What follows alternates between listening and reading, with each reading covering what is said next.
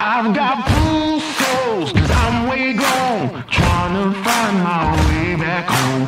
Count my bones as in desert crumbs blown. I'm gonna turn all of my stones. Rock bottom make a man and some pressure make a gemstone. Trying to put $1 to my name like Creflo. Ninja boy, late to the game, it's in the blood flow. And I'm from the south, it's thick skin and tough bone. Big attitude through big lips with gusto. Trust no kings, that's why they tried to crush souls. But it's ITBO, when the dust blow, this old head be standing there. No silver, just gold. Crack no books on the hustle, I was born to grind. Yo, I'm scared of your potential, I'm adorned with mine. 30 times around the sun, man, of course I shine. My legacy will not dwarf with time. And in my daughter's eyes, it's basic, I must not say quit. Every day sees a present like a Rob St. Nick. Walk a fine line between tenacious and patient. I can't slip, I'm fighting clocks and they can't win. I've got bruised souls, cause I'm way gone, trying to find my way back home. Count my bones as in desert crumbs flow. I'm gonna turn all of my stones. I've got bruised souls, cause I'm way gone, trying to find my way back home. Who that soldier in the mirror? Oh, oh. I'm gonna turn all of my stones. Impeccably I flow, hardest raps you know, breaking status quo, reaping what I sow, artistry like Django.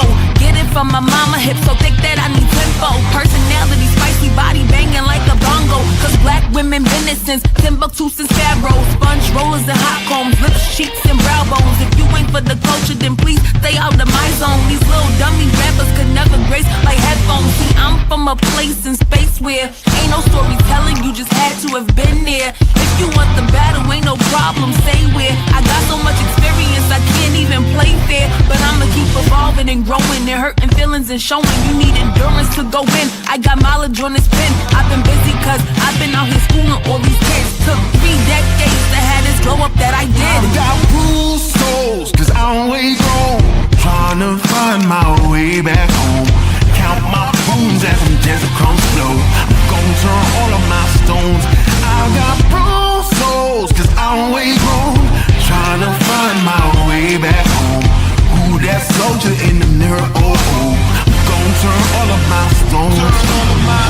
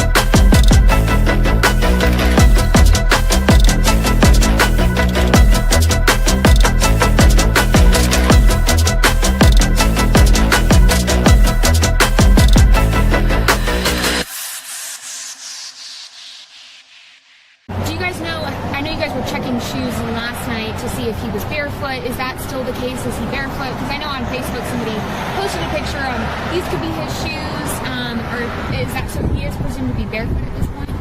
What I can say is that his mom says all of his shoes are accounted for at the house. I'm not going to say that he's barefoot. All right. Allegedly! Hello everyone and welcome back to my channel. This is Lady Freedom here, coming at you with another raw narrative. Here's a brief disclaimer for tonight's show. Let's watch. That's ignorant!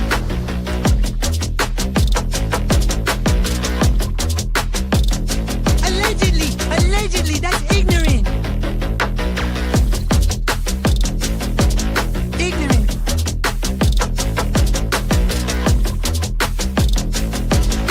Judgment, Arthur. Oi, you read my thoughts. You've got the shinin. You mean shining? Shh, you wanna get sued? Judgment, Arthur. You just use that shin of yours to call me and I'll come a-running. But don't be reading my mind between 4 and 5. That's Willie's time. Hey, yo, Bob. I love it when he does that.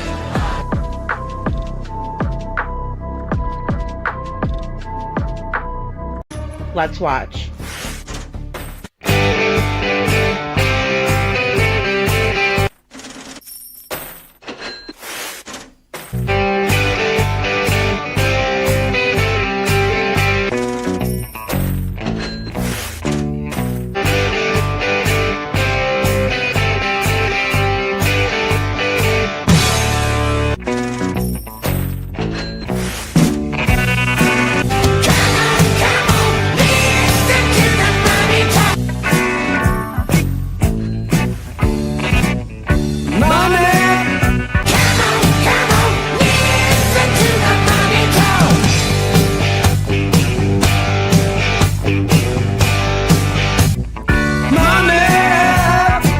Don't get me back to good bullshit.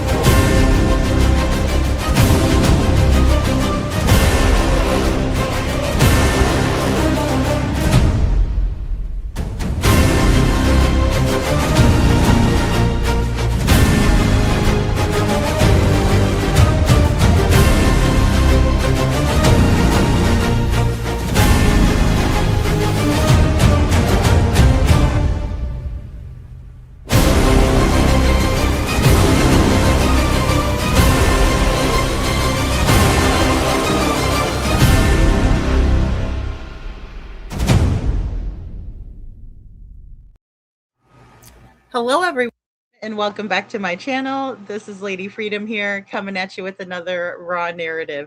And it's so good to see you guys tonight. Thank you all so much for being here. We did an extra long live yesterday on Mackenzie Shirilla, so I didn't go on last night. But I woke up to some interesting news today, and it appears that Jennifer Coffindaffer has, in a very short amount of time, made some very large statements, and I wanted to go over that. It wasn't planned or anything like that.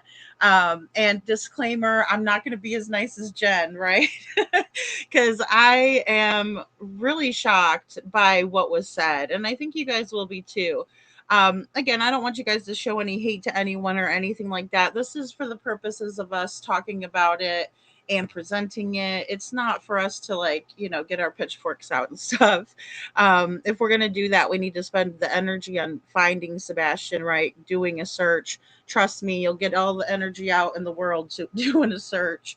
It's really, really difficult, guys, especially the terrain around the area. But, in the first 7 days of the search for Sebastian Rogers, they pulled out all the stops. They threw the kitchen sink at it, so to speak, and they called in all kinds of resources.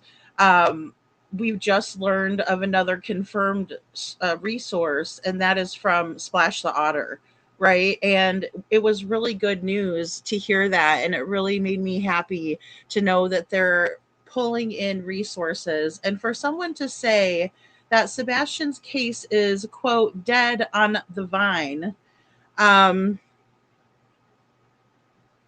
just find it to be offensive, and I'm not easily offended, but it's offensive to me. And it's offensive to me when she says that we should go out and stand outside the Proudfoots, and it's offensive to me that she's never been to the area, not once, and she has so much to say. And it's offensive to me that someone with a much larger platform wouldn't raise up people who don't have such a big platform, who are actually always talking about Sebastian. Kiki, 2025 True Crime. That's including our friend Kiki. That's including Jen, a dear friend of mine. We're always talking about Sebastian. Yes, we talk about other cases, but that's because we have to, right? We have no other choice but to talk about other cases.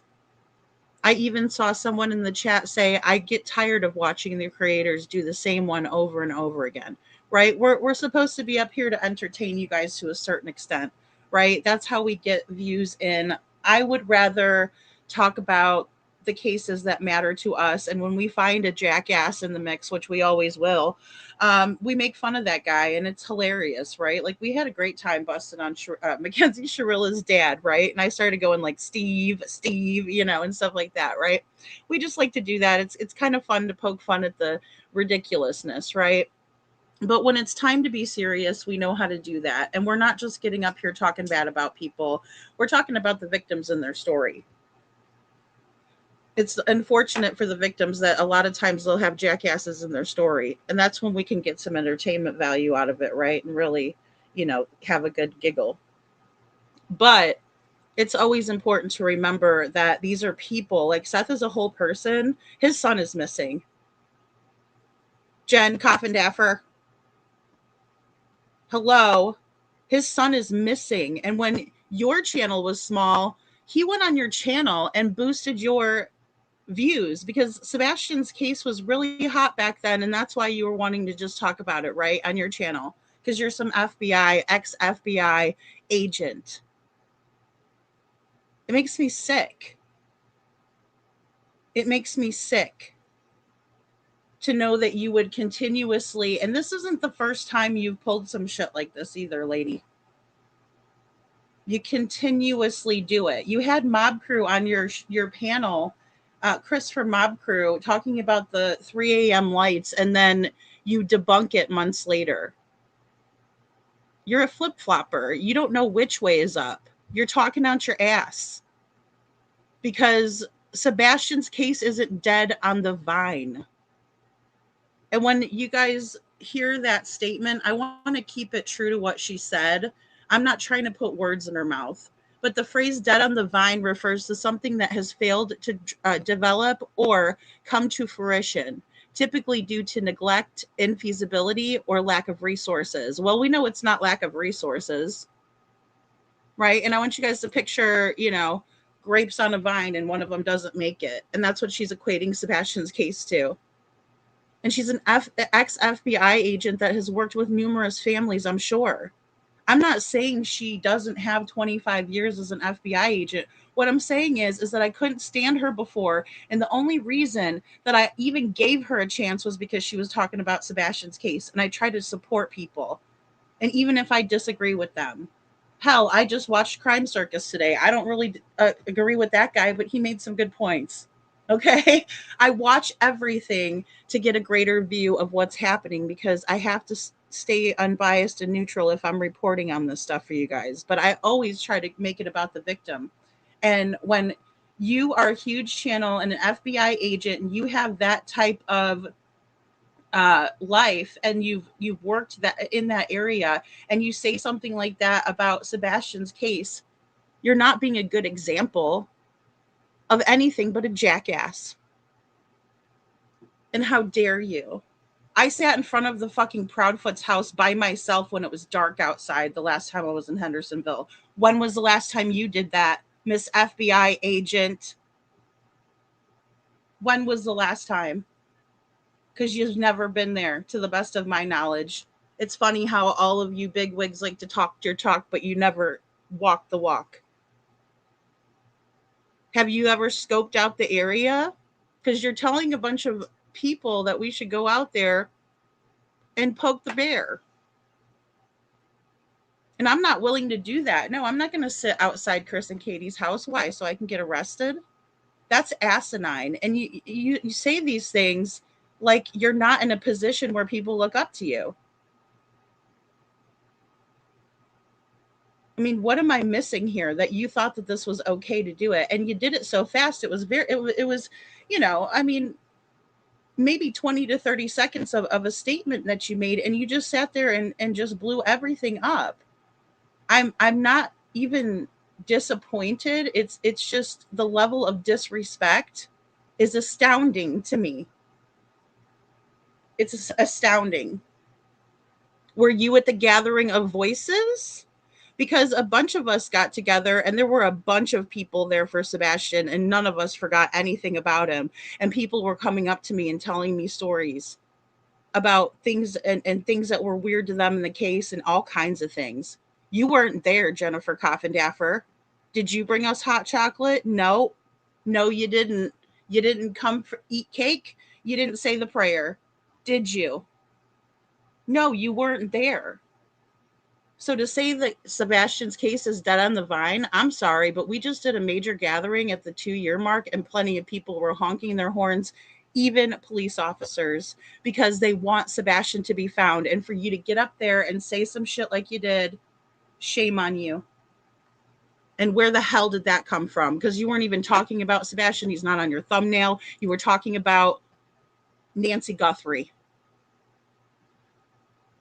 Jen says you do so much for the missing and Sebastian Wayne Drake Rogers only on your dime. Thank you, Jen. 10-hour drive time, Jill, Betty, right? Many who have been boots on the ground. Be what you want to see, Jen Coffindaffer. Use your platform. Amen, Jen. And that's the whole moral to the story. And you said it so well. We're gonna play your live. And thank you for this super chat. And it is. It's all the people here that helped me, like even getting to Pigfest to kind of really see what was going on there too. And then we ended up going to Stop 30, and a lot of people think that it may have been a very good place to hand Sebastian off where there was no cameras. Those are the things that we need to do, guys. We need to compare notes and we need to work together. We don't need somebody with a huge following like hers talking about nobody talks about Sebastian. Smiley was just live about Sebastian last night. She just went live about him. And I don't want anybody to feel bad if you can't be there, but if you've ever been to the area, how can you say anything? Hey, Sandwich. Hello, Marion. Good to see you guys. Welcome in, Bo. Welcome in, guys. Sorry, Detroit. I know I was trying to say hello during the intros because I didn't know if I was just going to come out here and, unleash the beast because it's sad. It breaks my heart. It really does, and not a lot of stuff will get me so pissed off that I start crying. And I did today. I was so angry with her saying that. Well, we're chopped liver is what we are. Kiki, just so you know, with you having everything that you do in your life and you doing so much for other people, with the church, with everything, we're just fucking chopped liver to this lady. She's like, oh, well, nobody is talking about him. No, I'm not nobody. I'm somebody, Kiki somebody, Jen somebody, Smiley somebody, Voices of Truth is somebody, Mob Crew is somebody. Do you forget that you had that guy on your show, or are you just that dense, Jennifer Coffindaffer? It's like she sucked up too much helium or some shit. I don't get it.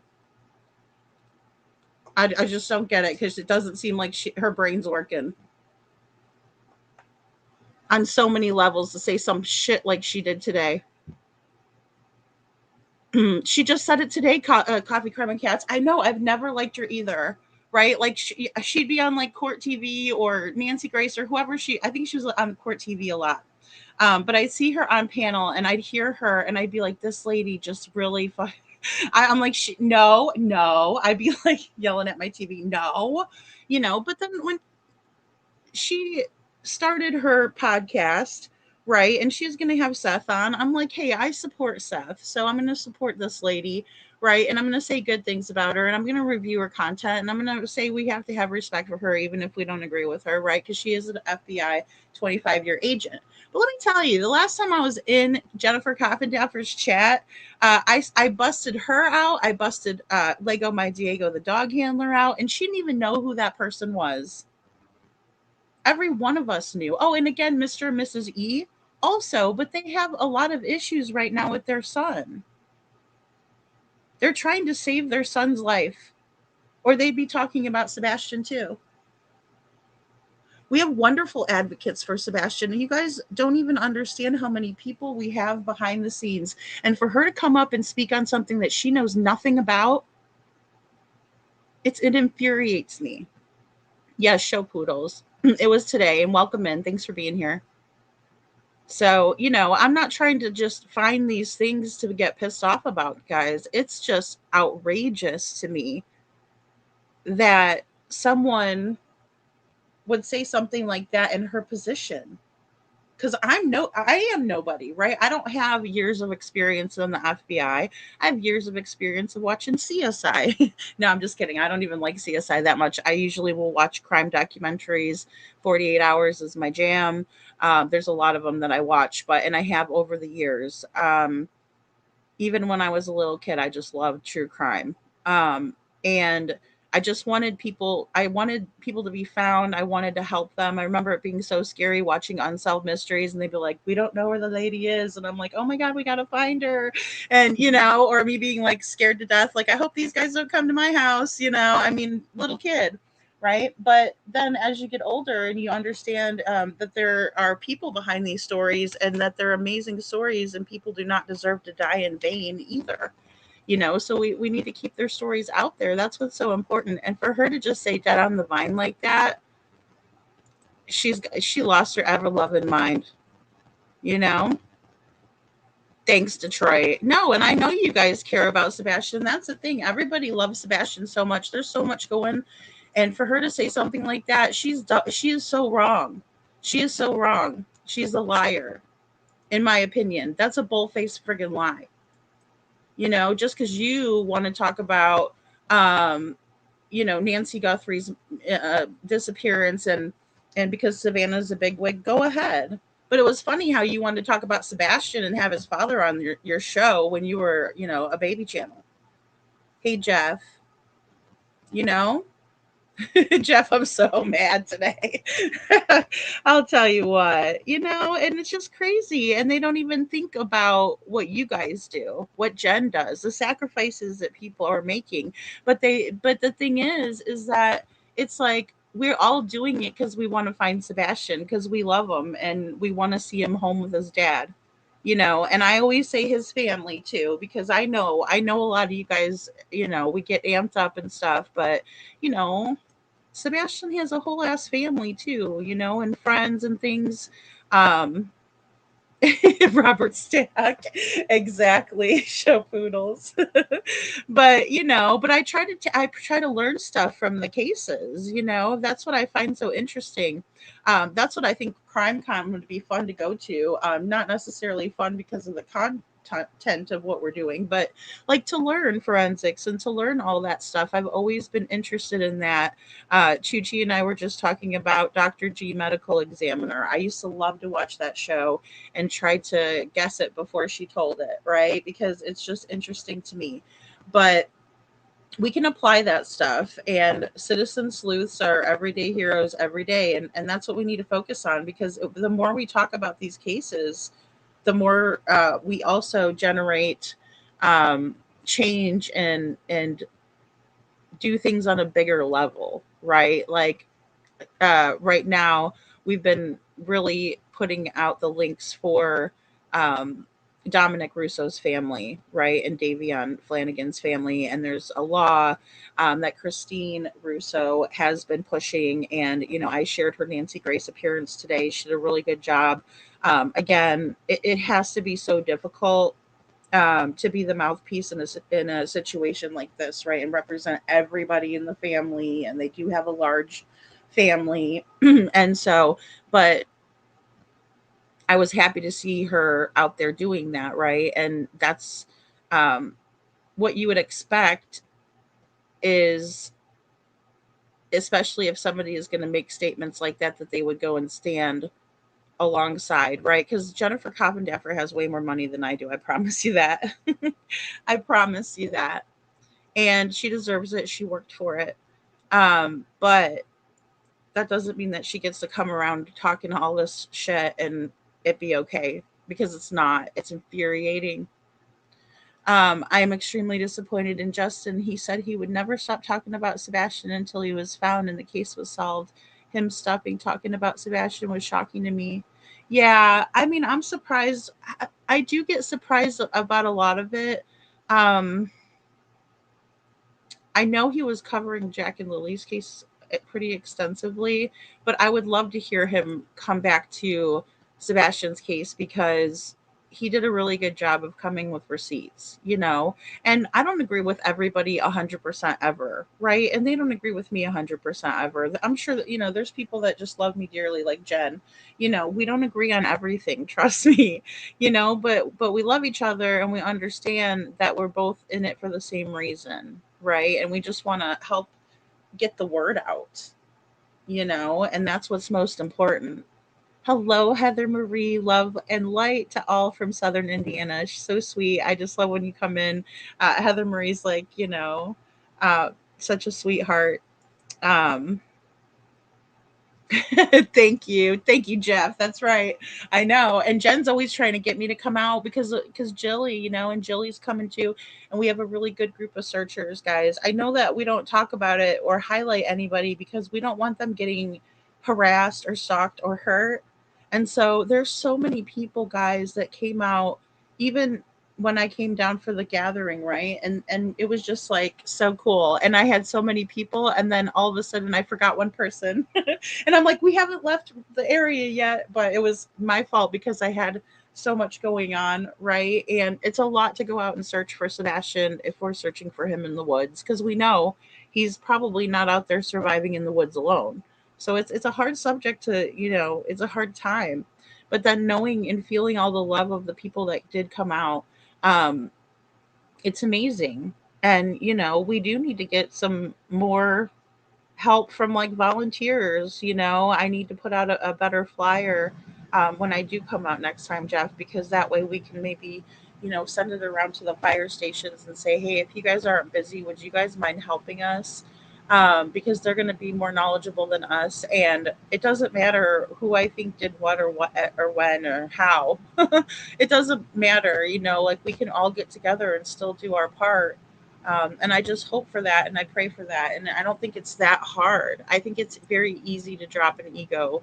You know, check it at the door and then pick it back up where you left it. I mean, you know, if it's important to you, but yeah, there's no reason. We need to get together. So she is. How can I mean? How can you blame him, Liberty? I can't blame him for that. As a matter of fact, I wouldn't trust a soul if I was Seth. I wouldn't trust a not a one of us. Okay? Let me just be quite honest, because of how he's had to deal with shit like that. Think about like being in an intimate relationship with someone and they're just wanting to get information off of you. It's disgusting. He's had nothing but snakes come knocking on his door. I mean, just think about what happened in the beginning. And don't get me started on what she said about Tony, because she got it wrong again. He didn't pass away 2 weeks ago, numbnuts.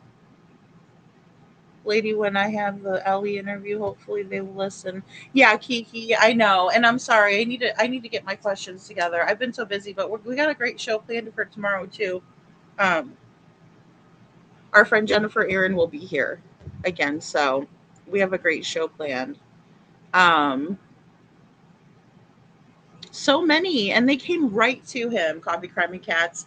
And I told you guys I was watching a 48 hours, and one of the parents of this little girl that had went missing at a Metallica concert, well, like not at the concert, but outside of it, guys that she had met over there. um yeah, the mother and father said that they had to talk to people they didn't even know from anybody, right? Not didn't know from Adam, and didn't know if they could trust them or who they were really. They had no idea. They just know that they have a platform. Okay, I need to get my person's information out there. My daughter, it was their daughter. Same thing goes for Seth, his son. Like, I don't care who it is, right? If they have a big following of people, I mean, Seth has gone on channels that we didn't even know existed, right?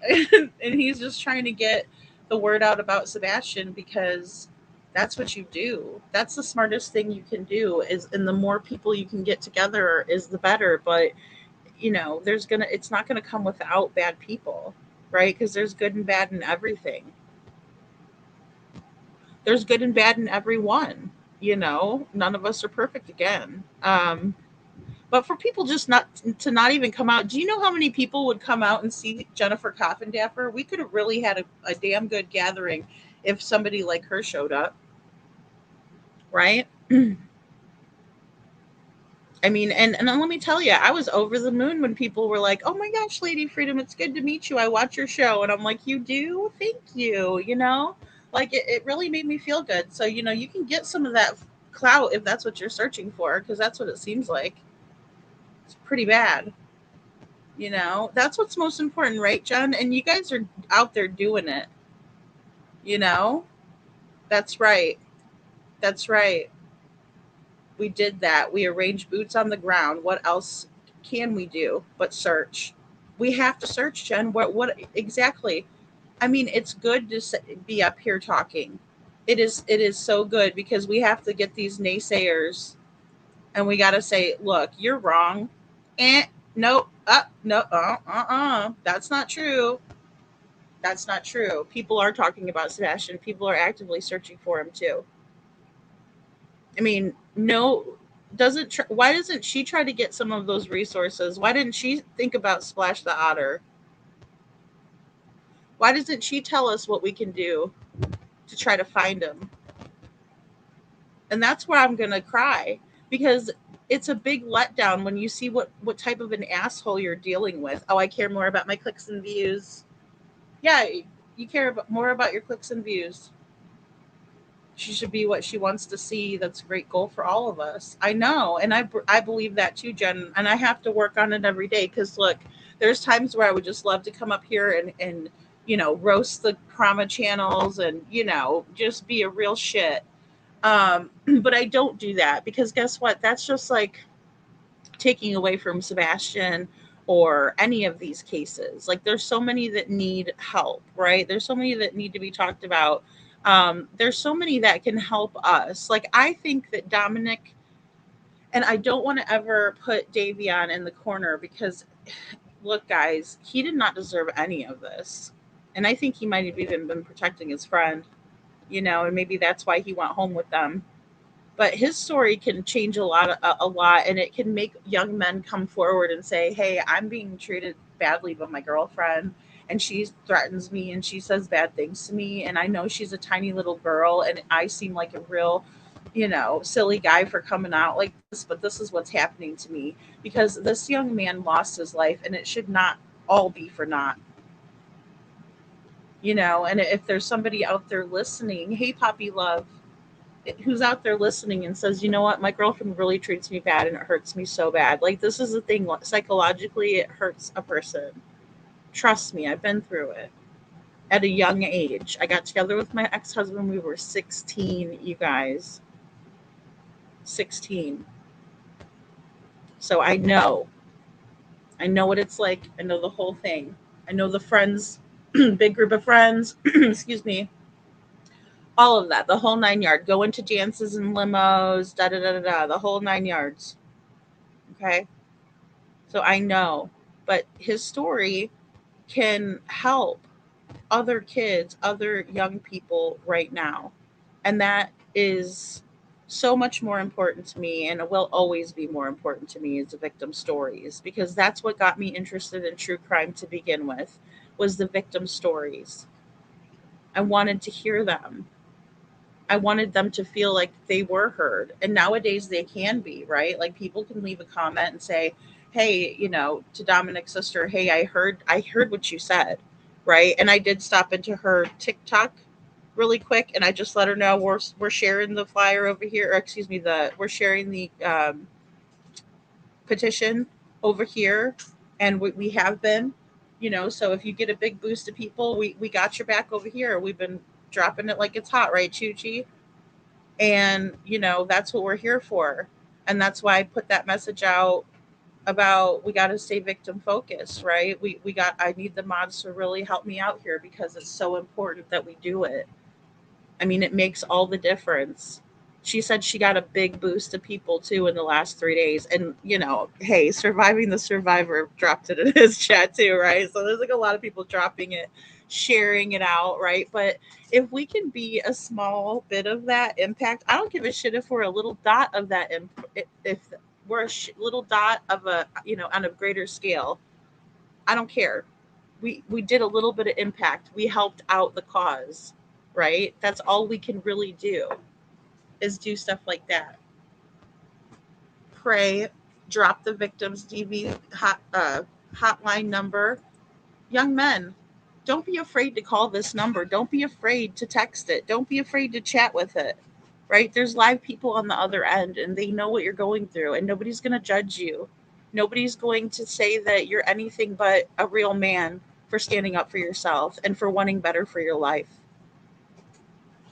Right? Don't get caught up because you think she's so pretty and she's, everything. Okay, she's not. You are everything. You deserve better. You know? That's what it's all about. So, and yeah, like I said, guys, the last time I was in Jen Coffindaffer's chat, I busted her out for not even knowing that the person that found the pants with Terry Lynn was in her chat, just actively chatting. Friends with Chris Carr, friends with Katie Proudfoot, friends with Terry Lynn. Oh my gosh. And she doesn't even know who these characters are. Some FBI agent she is. Jen, I know you weren't saying it just now, but I was late to that one. That's right, Chuchi. That's right, Chuchi. And I think that's a great quote by Mr. Flanagan. You show me your friends and I'll show you your future.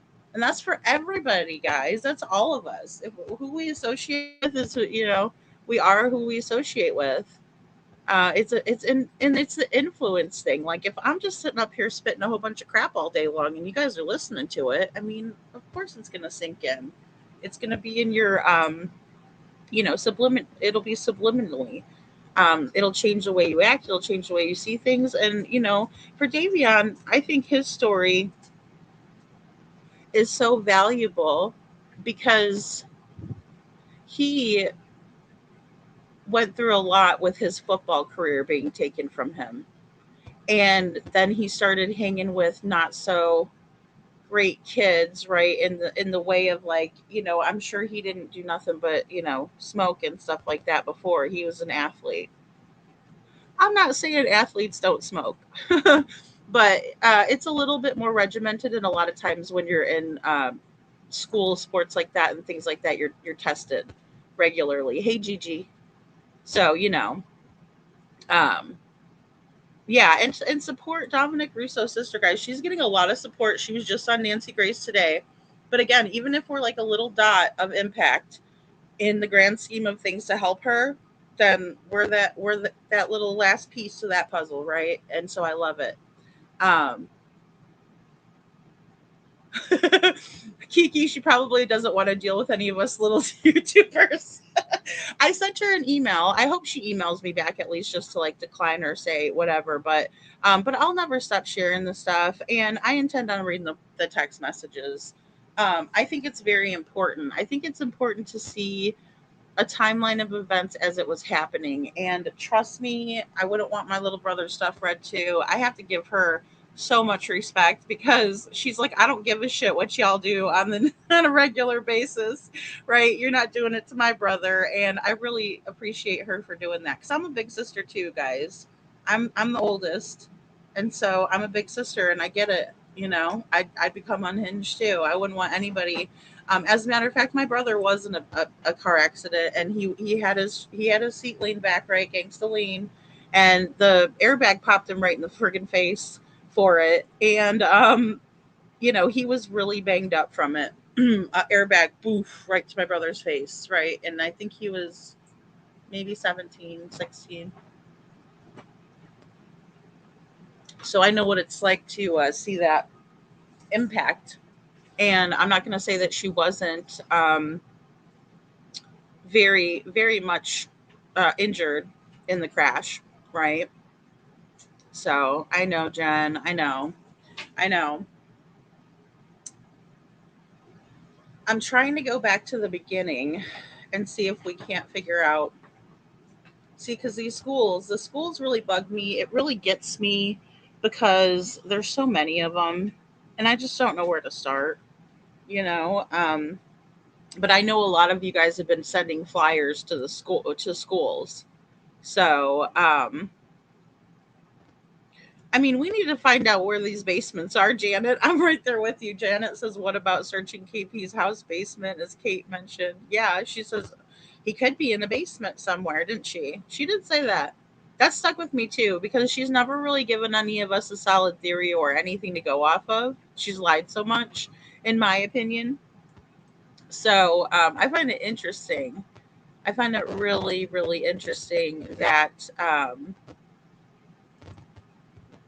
she is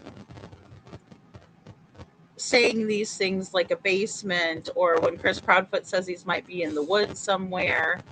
And there's that little gremlin, Mackenzie. We got the little gremlin. She's showing up in my feed, of course, now because I've been watching everything. And again, I did watch True Crime Circus. I did watch all of that stuff. So I'm watching a plethora of information. I'm listening to what her jackass of a dad is saying. And, I mean, I'm taking it all in. So, all right. So now I'm going to bring you guys to Astrology with Mystics for Jen. This is our good friend Jen.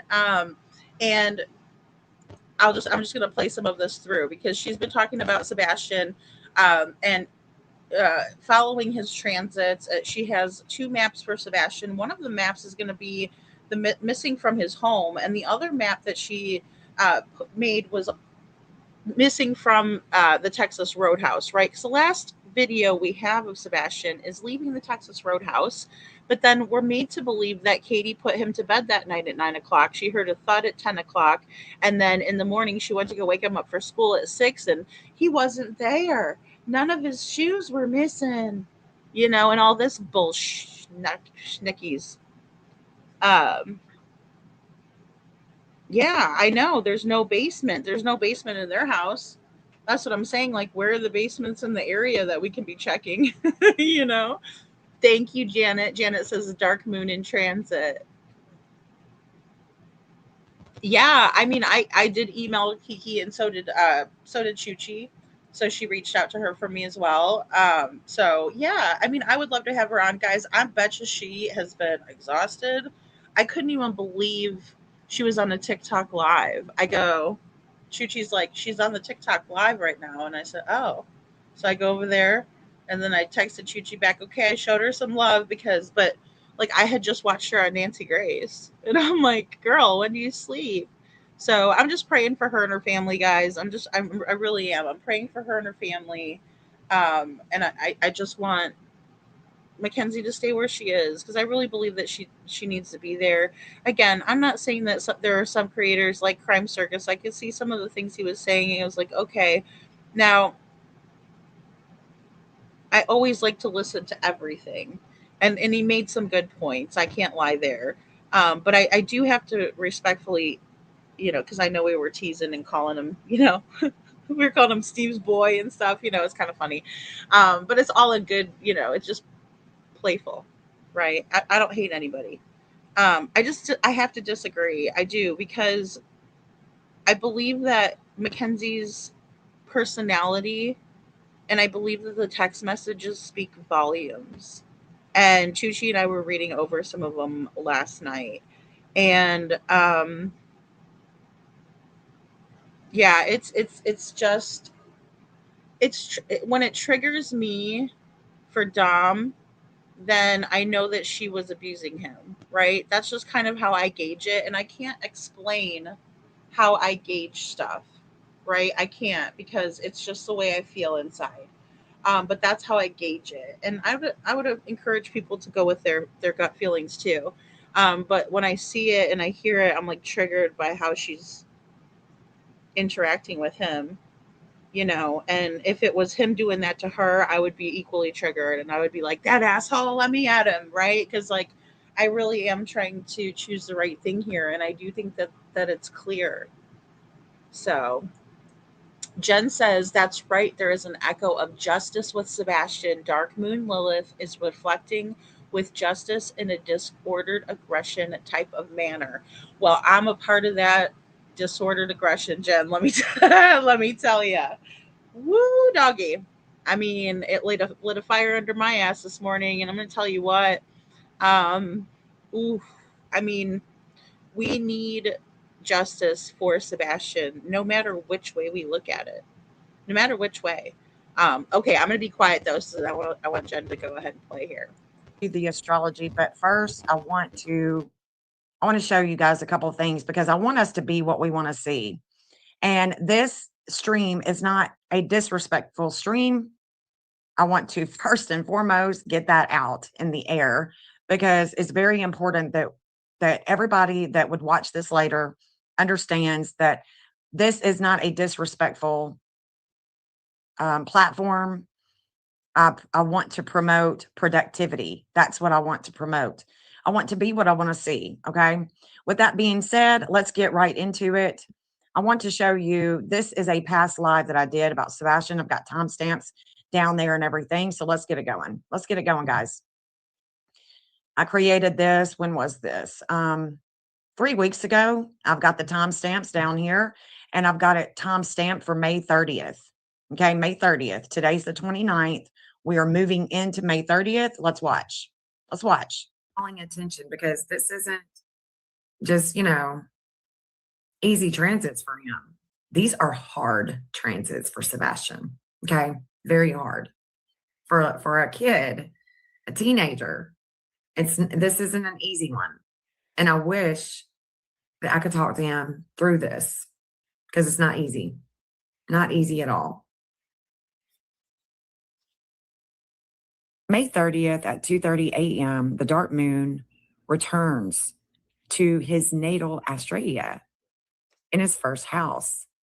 The theme of waiting for justice is echoed once more.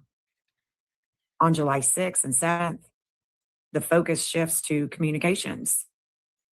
On the 6th at 6:30 p.m., the dark moon touches his Mercury. And by the early hours of July 7th, between 1:30 a.m. and 5:30 a.m. So what I'm saying here, guys, okay, what I'm saying here is that the dark moon is coming back to Sebastian's natal. So that means that he is having a dark moon return. And it's already an orb, okay? It's already an orb, and it's only going to get more intense for Sebastian. It's already an orb, and it's going to be coming more intense. This morning, I'm looking at the news like I always do on YouTube. I'm looking at the different transits, right? I'm looking at the explosion that took place at Cape Canaveral. yesterday. I'm looking at the transits. I'm like, wow, in awe of how it's hitting Jeff Bezos in Florida. And I noticed that Jennifer Coffindaffer had a live going on. And I usually don't ever go into her lives or anything like that, but I did this morning. And I'm glad I did. I'm glad I did because in the few minutes that I was in there, I was able to let her know and her chat know a few things. Okay. And one of them is this. Let's talk about it because I think that we need to talk about this. I want, again, this is not about taking her down through there or anything like that. I'm not being disrespectful to Jennifer Coffindaffer. But what I do want to encourage Jennifer Coffindaffer to do is to be what she wants to see. And that is for all of us. I have to remind myself all the time, be what you want to see, Jen. Be what you want to see. I could go live. Okay, so Jen says this so well, guys, and I know I'm not going to be as nice as Jen about it, and I was trying to remember her words, these exact words, right? Because of course, I don't want to regret saying something up here, 2 weeks from now, even tomorrow, whatever. Everybody puts their foot in their mouth, but you also do have to be what you want to see. And if you're looking around and you're saying, oh, nobody's talking about Sebastian, well, what about your channel? You have a huge platform. So it kind of, it just doesn't seem authentic at all. What, this, oh, no, nobody's talking about him. And then to say, his case is dead on the vine sort of thing. Good night, show poodles. So, I'm right there with Jen. I think, if you're looking around, it's the same thing. Like I made this flyer because I was bitching and I was bitching and bitching and bitching and moaning about it. Chris and Katie, they never put any flyers out there with anything, describing Sebastian, anything like that, special things like moles or things that he has, his mannerisms, anything like that. So I was like, you know what? I can make a flyer, right? And this is when I first, started making things, and I was a very new creator at that time. But I thought, here's a bunch of different pictures of Sebastian that look more recent, right? Because I was complaining about that. I was complaining about everything. But I thought if I could do this, right, and put something out, it's better than me just complaining about it. Yes, I can complain about it. I have a platform to do that. But it's better to do something, right, and find a solution for the problem than to just completely always complain, complain, complain, right? And that's where searching comes around too, and going to these gatherings and being there and showing up. It means the world to Seth. I don't know if people realize how much it means to him. It does mean a lot. I could just tell it does, right? Because I try not to, speak for Seth or anything, but hey, you could tell. It feels good to have people come out and show up. You know, yeah, yeah. I mean, I know, Jen. It's just I just can't believe it. About Nancy Guthrie every single day because that is what is going to bring in a dollar for me. I am a starving artist. I am starving artist. Okay. I work my ass off every single day in and day out for the missing. And I don't get paid not shit. Okay. But if I were to go live about Nancy Guthrie every single day, I'm going to rake in some moolah. I'm going to have more subscribers. It is going to boost my channel. And it's silly for me not to do that from a business standpoint. From a business standpoint. But there are a lot of missing children that I have mapped, that I care for, that I want to bring back into the public eye. I'm a small channel. It's not going to do a whole lot, but you know what it is going to do for me? It's going to make me feel damn good. It's going to make me feel really good about myself. Amen. Amen. And this is another part that got me choked up, Jen, was because I know how hard you work. I've seen it with my own two eyes. And I know that there's so many other people out there that do the same thing.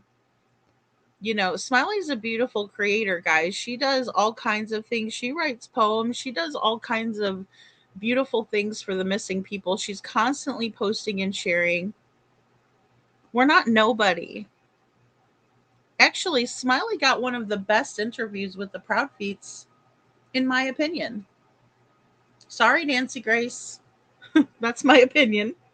Smiley's interview was better. She got more information off of them, and she got so much information that you could have really used to put them in the hot seat and sizzle their asses quick, and you chose not to. I've seen you be ruder to your panel guests, honestly, than you were with Chris and Katie. So there's always been just like this fear about them too. And then wait till you hear what Coffindaffer thinks we should do with Chris and Katie. Hey, Valley Gal, good to see ya, and thank you, Detroit. And you know what? It would be really good for Jennifer Coffindaffer to get a learning, an education about another way to investigate, because we are not all investigators like her. We investigate in a whole nother way. And it would be nice to team up with someone like Jennifer Coffindaffer, wouldn't it? It really would. So I am not at all being disrespectful to her. I'm actually calling her in. Yes, Jen, and I agree with you, but I will just say that if I was, a YouTuber, I might not want to work with her because after what she did to Chris from Mob Crew, because she like had him on the show and had him up on the panel, and he's telling her about the lights, and she's all on board for it, and then all of a sudden she backtracks and is like, nope, none of that's true. I mean, I wouldn't trust her after that if I was just seeing what she did to him. People that don't even have channels work for missing, including Sebastian Rogers. That's right, Jen. Yes, his case is not dead on a vine. No, it's not. It's not. I agree 100%. And that's the big part of Sebastian's army that nobody, because they're not looking for clout, are they, Jen?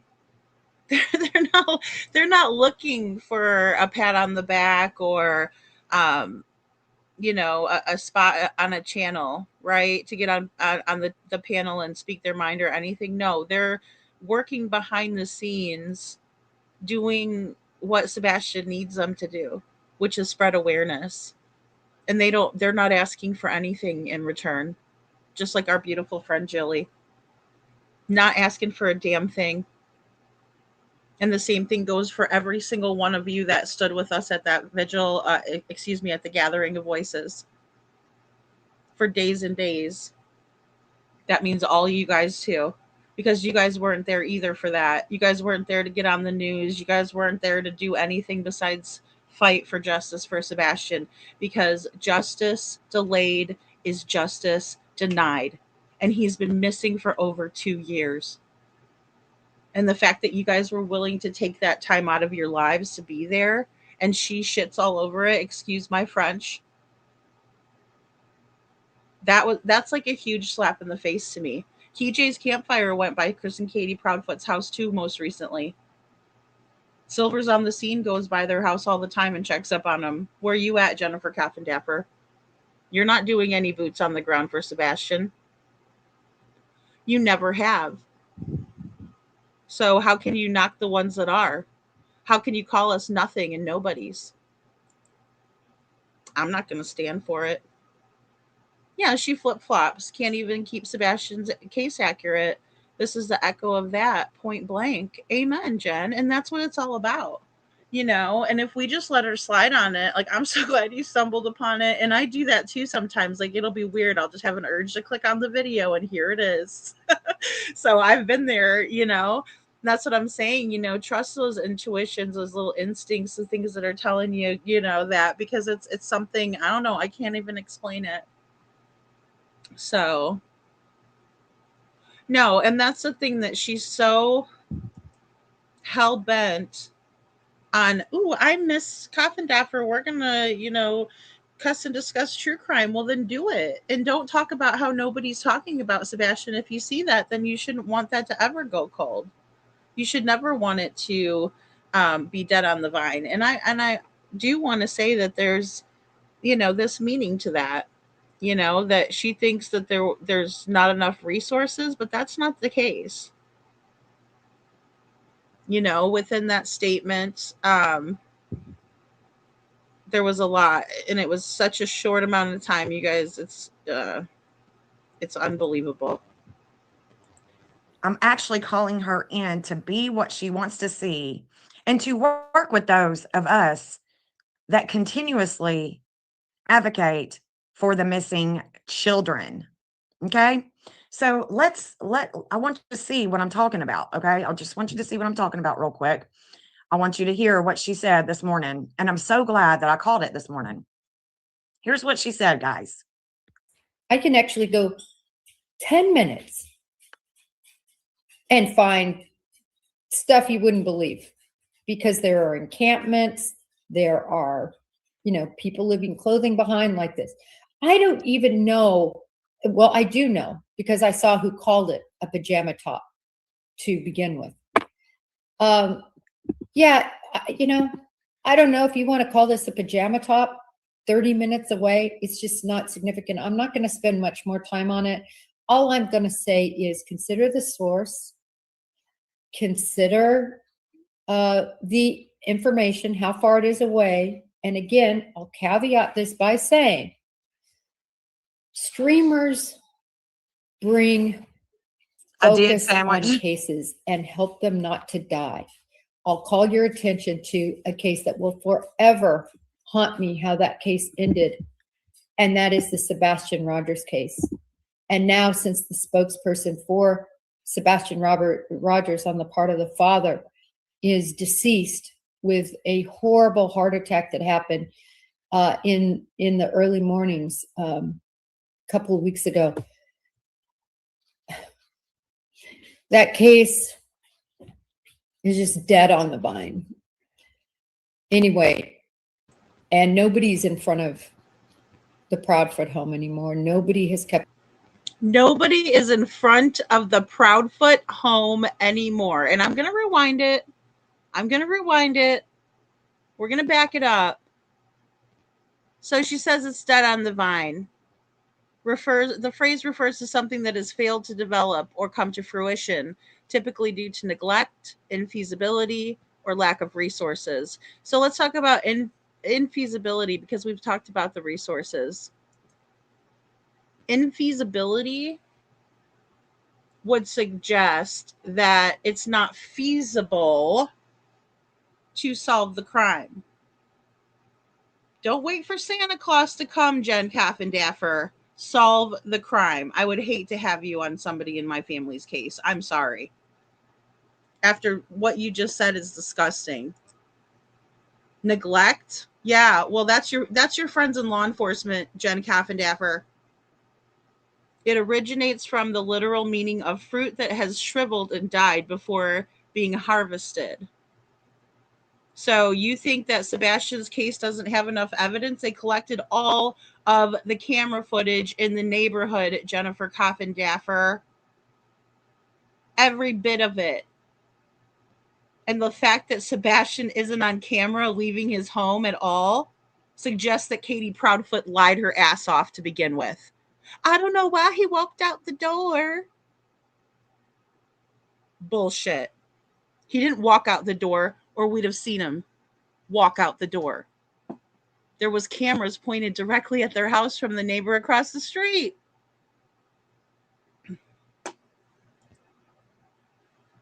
I mean, in a metaphorical sense, it describes projects, ideas, or plans that fizzle out before they have a chance to succeed. Really? So Sebastian's case never had a chance to succeed because it fizzled out before. Yes, exactly, Jen. Talk about Sebastian then, JC. If it's really so heavy on your heart, be real. Be what you want to see. 100,000%. 100,000%.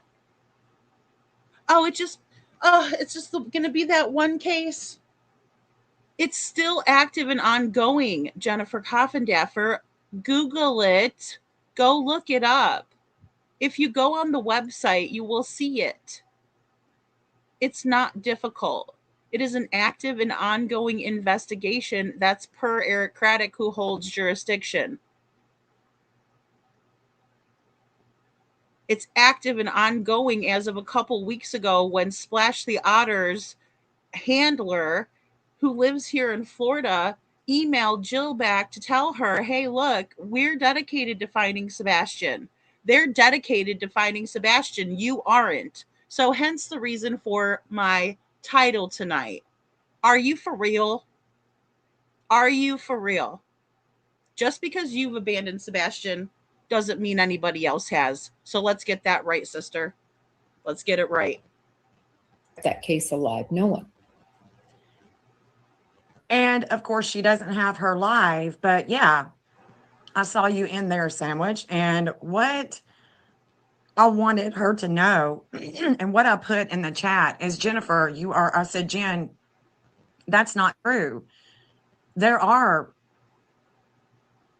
We are keeping Sebastian's name out there in case it's not true.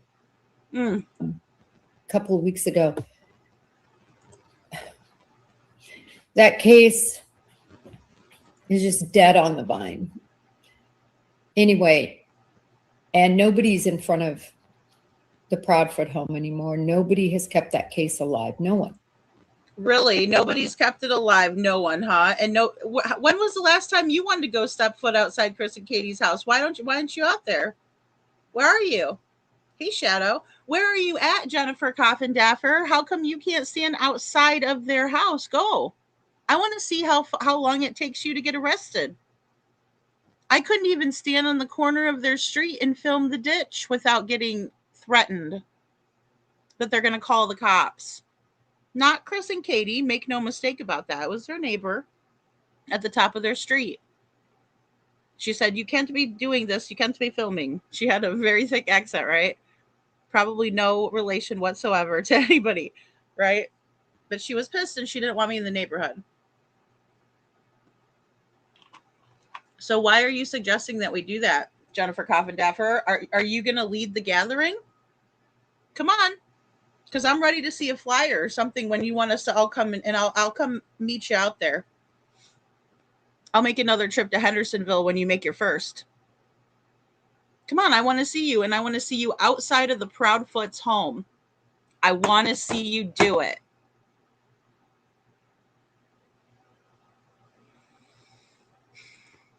Laura Arnold says, it's not dead on the vine. Pray that Lady Freedom never lets go of Sebastian Wayne Drake Rogers. I won't, Laura. I'm going to tell you what.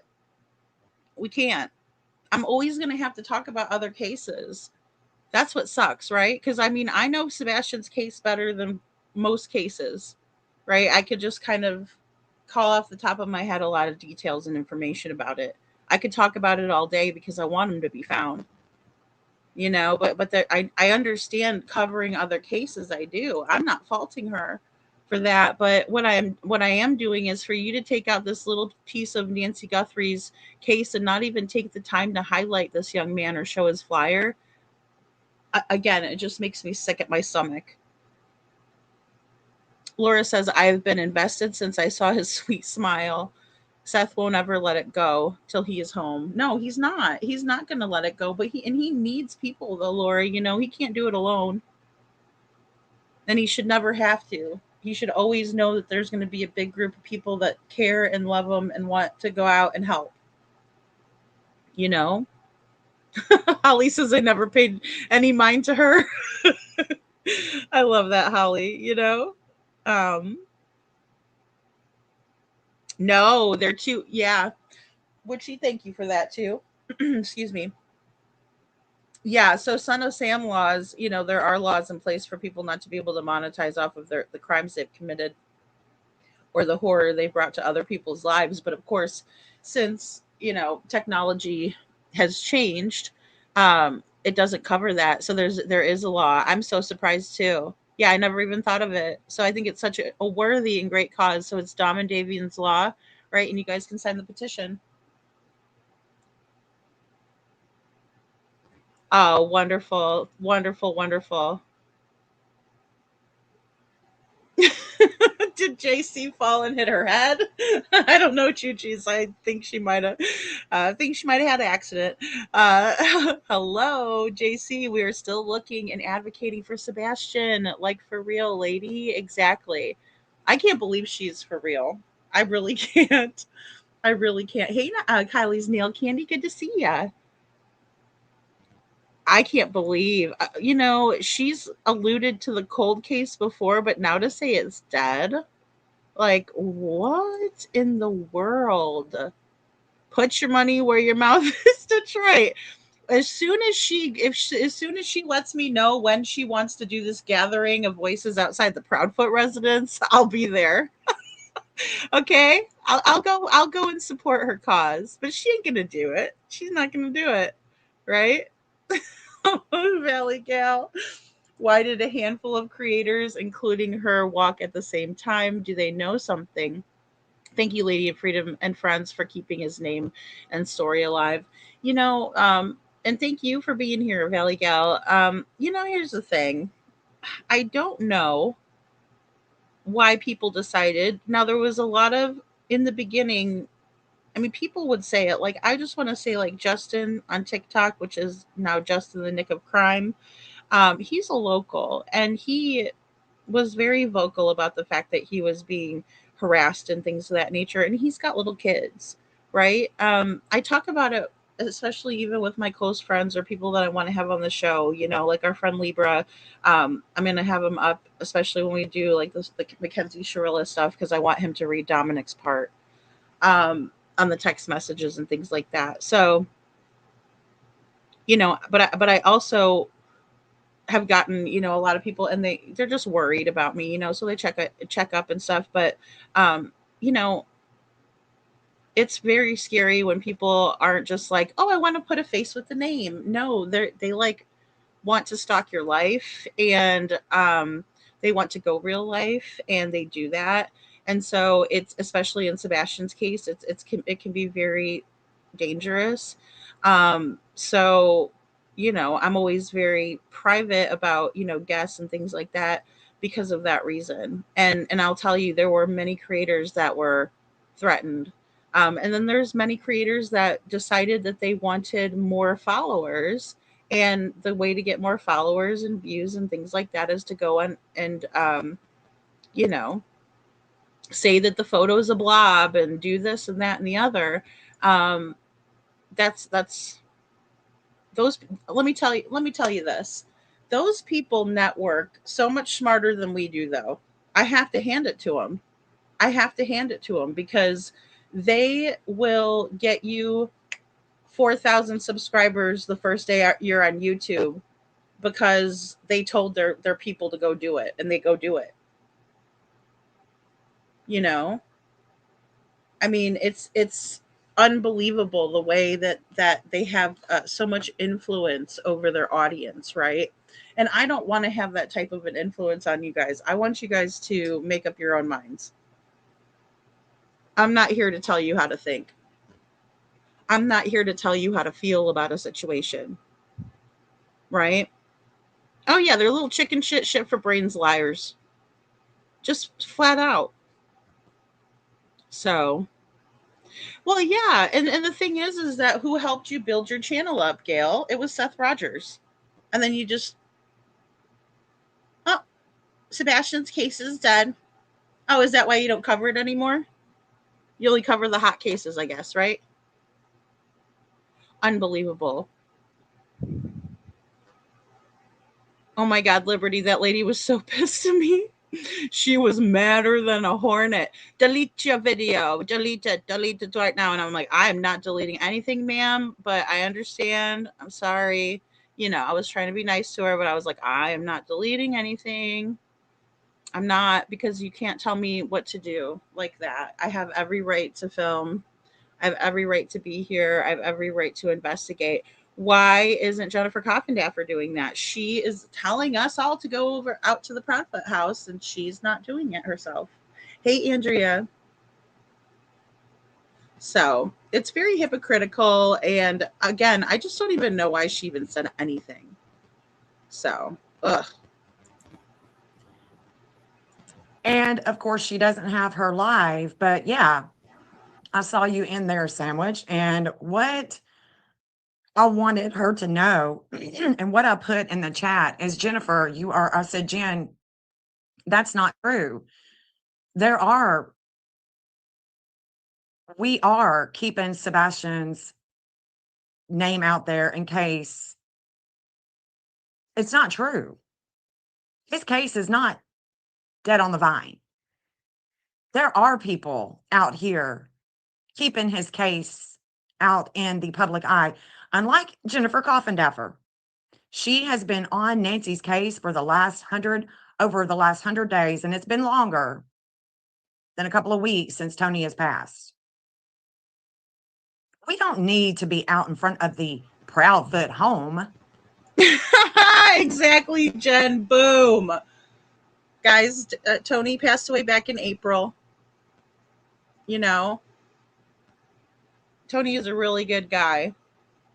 And again, helped Jennifer with her channel. You think she'd have mentioned that, or the fact that, he has a grieving wife and children and anything like that.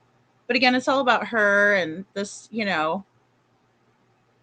look at me situation, right? Feel bad for me. This case is really going to be one of those. No, it's not. You haven't even worked it. You haven't even worked it, because you've always thought it was dead on the vine, because the statement says everything.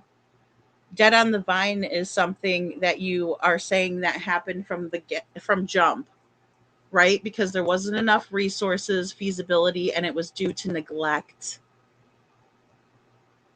Okay, that's the very definition of what you said, Jennifer Coffindaffer. To keep Sebastian's name out there, we don't need to be in front of the home. Why would you even suggest that?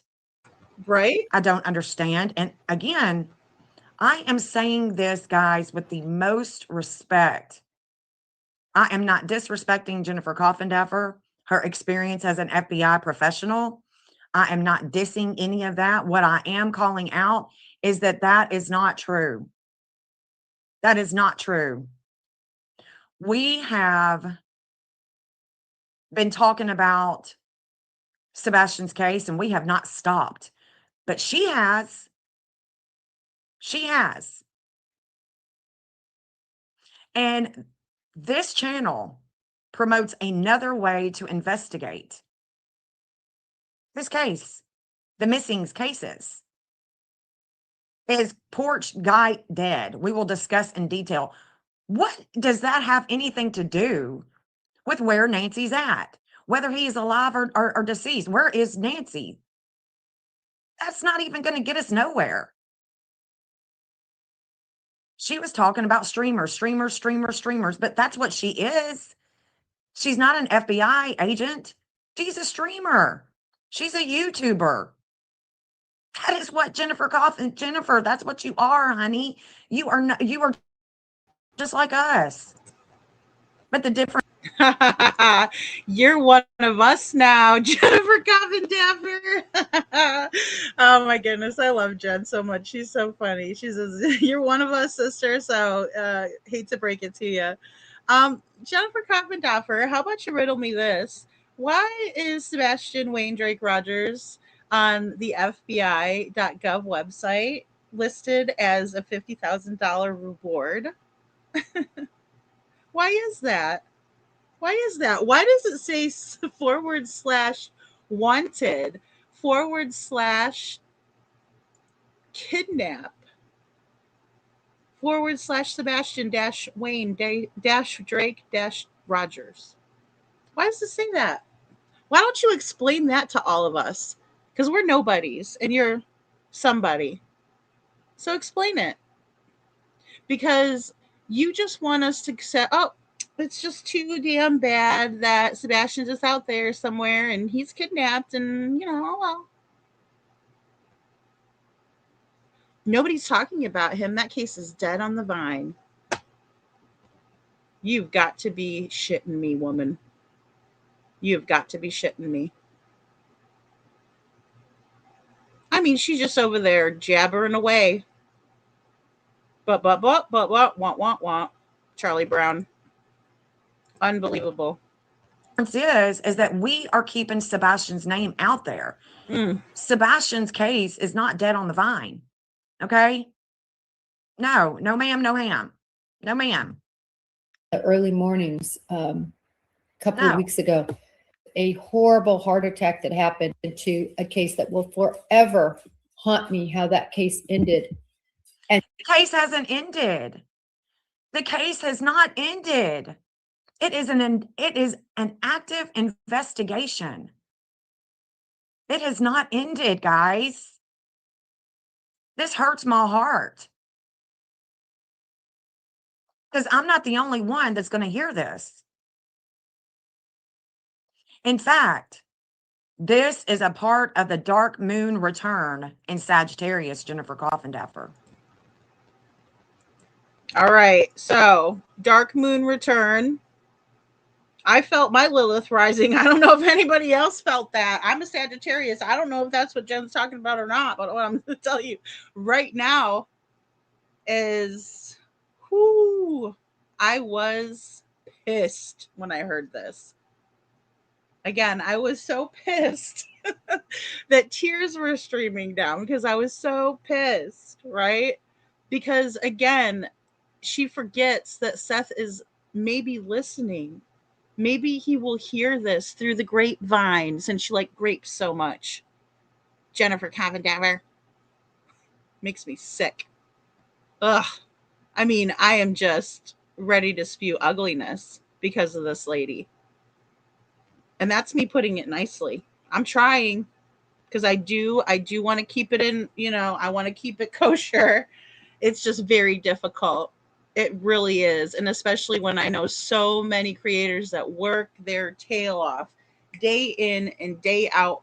So many local people, so many good people in Sebastian's army working.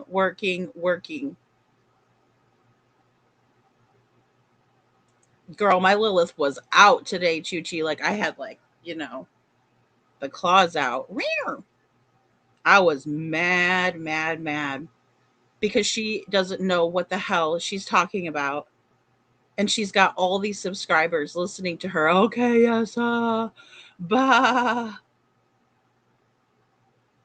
Instead of using her platform for good, she uses it to call a 17-year-old child's case dead on the vine. It was just this morning, Shadow. Her thumbnail, don't let it fool you, is Nancy Guthrie, right? Because she's more interested in finding, a lady in her 80s, right? And I hope that Nancy Guthrie is found.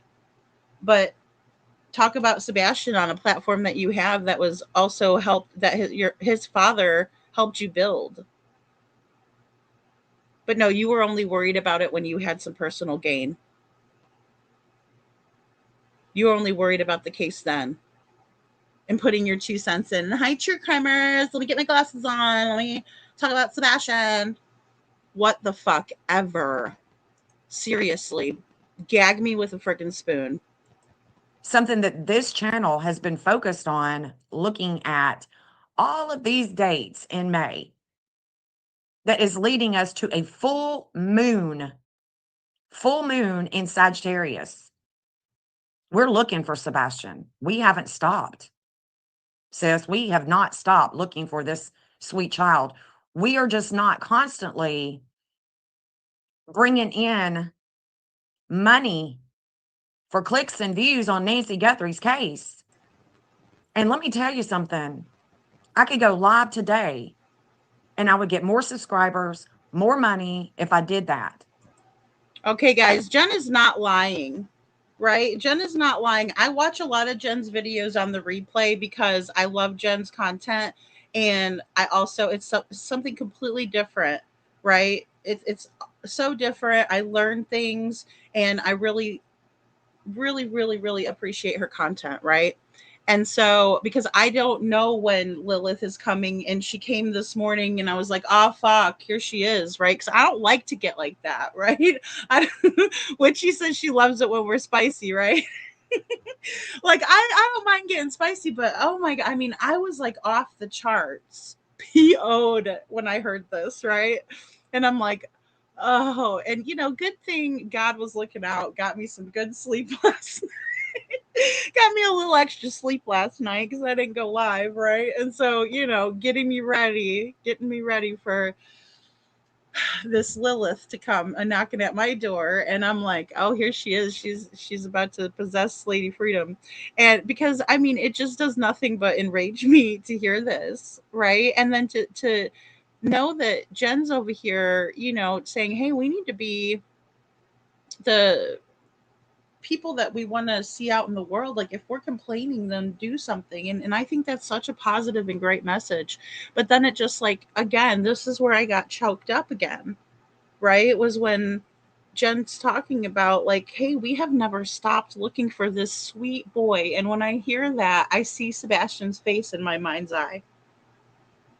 I see the picture of him with the burrito, and I love that picture. And I think of his sweet smile, and he's ready to devour that burrito, right? And it gets my heart. And I'm like, oh my God. And we haven't stopped. We don't stop theorizing about him. We don't stop talking about him, guys. I have a Discord dedicated to him. A Discord dedicated to talking about Sebastian. A Discord for members where everybody's posting and talking and buzzing about Sebastian and other cases, because we care, guys. It's like a mother's heart. You could have 1, 2, 3, 4, 5, 6, 7, 8 children. I've seen some moms with like 14, 19 kids and counting. No, not those guys, but what I'm saying, but your heart just keeps growing for people, right? And so we can have those people, and we can see a story like Dominic's and Davion's and say, hey, we need to support that. Hey, Mama's World. We have to support that.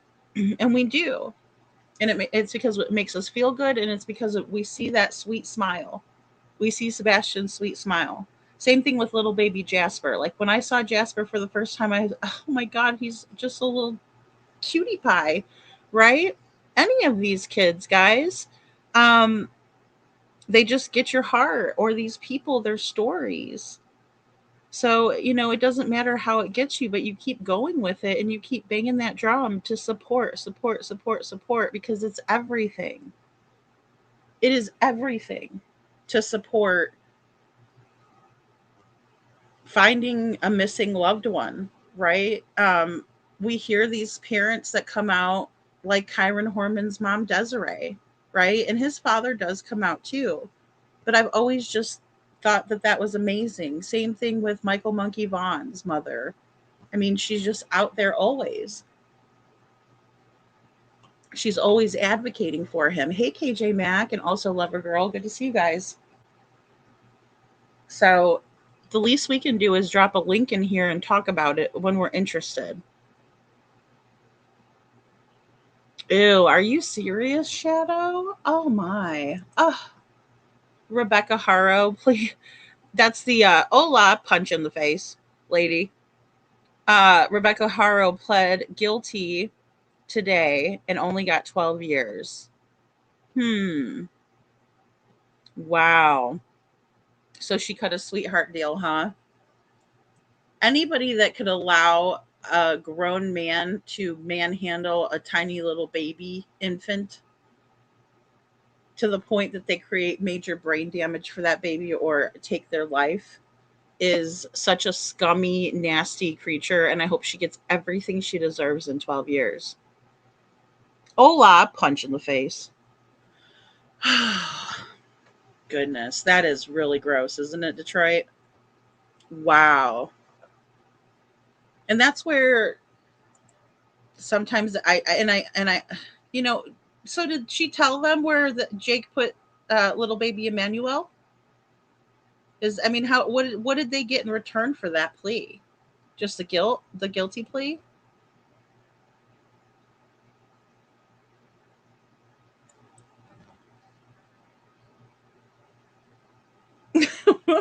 After 12 years, someone's really going to say hola and punch her in her face. Oh, Lord. It's amazing what these people. I know. I wonder what the deal was. Exactly, Detroit. That's what I'm thinking, too. Oh, no. Just like in Harmony. Just because. So she'll. What is she going to do? Roll on Jake? Why doesn't Coffindaffer talk about Sebastian Rogers anymore? I don't know. She's saying his case is dead on the vine because she thinks that there was neglect and that's not feasible to solve it. And what was the other one? Oh, the lack of resources in the case, Brad, which is very disheartening in my opinion. And that's sad. That's absolutely sad that these children cannot get the same as Nancy Guthrie. And that is the Sebastian Rogers case. And now, since the spokesperson for Sebastian Rogers on the part of the father is deceased with a horrible heart attack that happened in the early mornings a couple of weeks ago. Honey, it's been longer than a couple of weeks. That case is just dead on the vine. No, Jen, it's not. It's just not. It's dead on the vine to you. Okay? Let's get this correct. To you it is. But not to those of us that said that we would not stop, because we aren't going to stop. That's what we said. And we meant every word of it. Anyway, and nobody's in front of the Proudfoot home anymore. Nobody has kept that case alive. No one. I take great offense. I'm sure Lady Freedom takes great offense. Lolly is still out here talking about Sebastian. Kiki is still talking about Sebastian. There's still quite a few of us. We just don't have 48,000 subscribers. Boom. Yeah, we don't have 48,000 subscribers, Jennifer Coffindaffer. Maybe I need to get me a pair of glasses and some fucking poofy ass hat to wear, and I can get up there and, talk about Nancy Guthrie. Makes me sick. I was so offended, like beyond offended for everyone. And look, I don't like Rich and Ruby. I think he's a piece of crap. I actually know he's a piece of crap. I have receipts on it. But Lolly talks about Sebastian. She does. And Kiki talks about Sebastian. She does. And as a matter of fact, I just shared a live of Smiley's yesterday. I was in the bushes because I do that sometimes, because there's times where, I might just be listening because I like that creator and I love Smiley. And I don't forget where I came from, Jen Coffindaffer, with your glasses and taking them on and off. And no, Mr. Magoo. Shit. But yeah, I was watching Smiley last night and I shared her on my posts. So you guys could always go over there and watch her. What she put out last night. She does it from the heart, and a lot of us do. And for someone to come up here and tell her 48,000 people that we're not, it's horrible. I heard that there's a list of creators that were red flagged at CrimeCon, Shadow. I heard that through the grapevine today too. But again, I try not to put too much weight on, that, because again, but yeah, I guess I did hear JLR is supposed to be going to CrimeCon. I would probably wear a disguise if I went there. So I could just go and do my seminars, and you know what I'm saying? I really would. I wouldn't want to meet anybody. I just want to do the seminars. I'm just playing. There's a lot of people I'd want to meet. I'm just being silly. But yeah, I guess good old Jay is for Justice got red flagged over there and she was pretty ticked off, which I would have been too. So yeah, mama, she's not gonna have a good time, will she? Yeah. Well, she'll deserve every single bit of what she gets. So she is aware that the case was botched at the start. That's what I'm hearing. Amen, KJ. That's what I'm hearing too, because that's what dead on the vine means, right? The phrase dead on the vine refers to something that has failed to develop or come to fruition, typically due to neglect, infeasibility, or lack of resources, right? Like, I could say a YouTube channel was dead on the vine, right? Oh, well, I didn't, you know, put enough content out or something like that, right? I mean, that's what she's equating Sebastian's case to. And I do believe it was botched from the beginning. And I think a lot of law enforcement officers agree with that. And I think that's why they won't give it up, in my opinion. So, hey, Jenny from Indiana, good to see you. Thanks for being here. So, yeah, Detroit, it's just, I just can't believe she would do it. JC, while you're retired, stay that way and go on vacations instead of going live talking about cases, then giving up on them. I know, exactly. Guilty of a crime does too. Thank you. Oh, I know she's covered Sebastian, but I didn't know that she was at CrimeCon. I think that's what you're talking about, Shadow. Sorry, mixed that up for a second, but I got it. Yeah, absolutely. I would want to meet her because I think she's, would be fun to hang out with. Why is Dolly even involved with true crime? He doesn't do shit. I don't know. I haven't watched Dolly in forever. I really haven't. I really haven't. That's right. Justice for Sebastian. Thank you, Jenny. I also take great offense to that. Valley Gal, as you should. And so many walked away, right? And here's the thing: we even had a group putting up Christmas trees for Sebastian. Hindsight and Coop put together the Culvers, right? And I went to my Culvers over here and got them all just for Sebastian. I don't like. I'm not a big chocolate. Like if I get something, it's going to be like vanilla. But and if I go to Culver's specifically, I like their banana custard. But I got a malt for Sebastian because it was his day, and it was actually pretty good with extra malt. I actually liked it, and it tasted just like I thought it would with like a malted. Like if you like the Whopper candies, that's what it tastes like. It tastes like a Whopper, and that was something very special. And Seth was there, and Jen and Jeff were there, of course, right? Like this is what Coffindaffer is. These are the people that she's offending. She's offending Sebastian's army. She really is, you know. And so many walked away, and it bothers me too, Valley Gal. It does, because Sebastian deserves better than that. He deserves more than just to talk about his case when it's hot on the presses, or when Chris Proudfoot gets up there and puts his foot in his mouth is usually when people would go nuts. So if the case was botched at the start, KJ Max says, then there can be a remedy for that. Perhaps it's time for those affected to start looking at how this would be possible. You know, we really let them know when we were there too, KJ Mac, and we made a very big impact, I think. We also saw protests sparked for the teacher who was showing that little girl his picture and different things, right, at the school board. What we did was we showed people what it's like to stand up for something that you believe in and do it and represent yourselves in a positive way and do it for the victims and represent them how they deserve to be represented. We did that at the Gathering of Voices. I am proud. I am so proud of each and every one of us that was there. You guys know who you are. You're the ones that aren't looking for clout.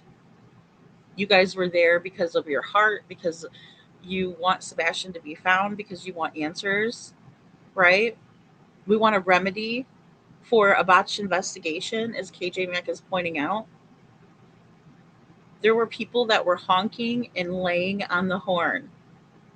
Like down there too, there's restaurants and some things, and there were big trucks coming by and they were blowing the horn for us,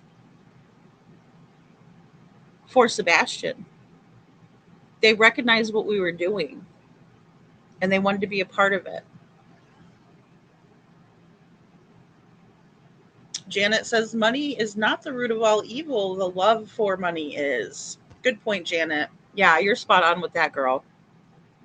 Does it have to be family to contact the state police to take over the case in Tennessee? Does anyone know?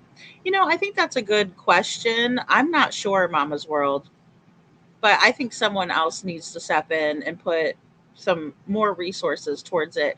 But like I said, I don't believe it was a lack of resources.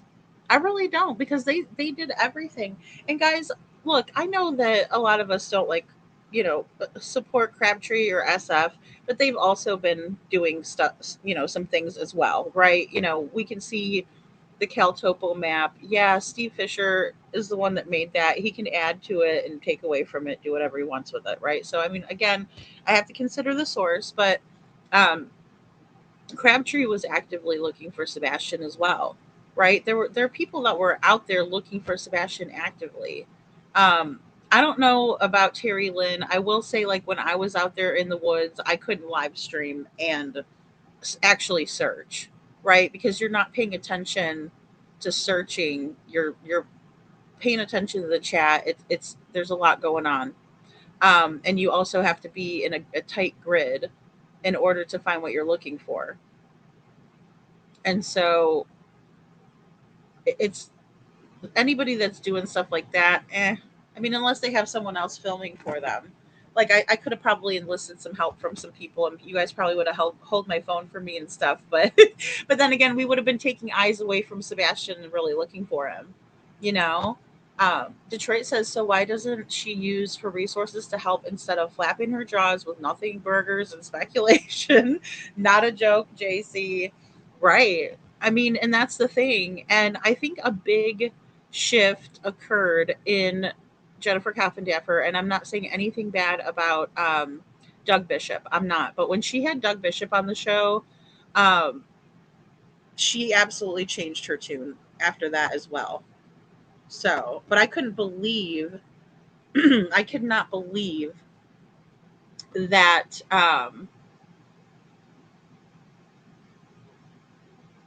oh yeah, Chuchi.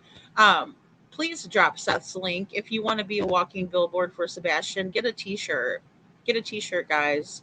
Yeah, whenever we're talking about Sebastian mods, feel free to drop those links. Seth's, Cash App and stuff like that. Look, he's looking for his son. I'm telling you guys this because I know it for a fact. I know he is. Right? He's doing everything that he can, but he needs people to help. So,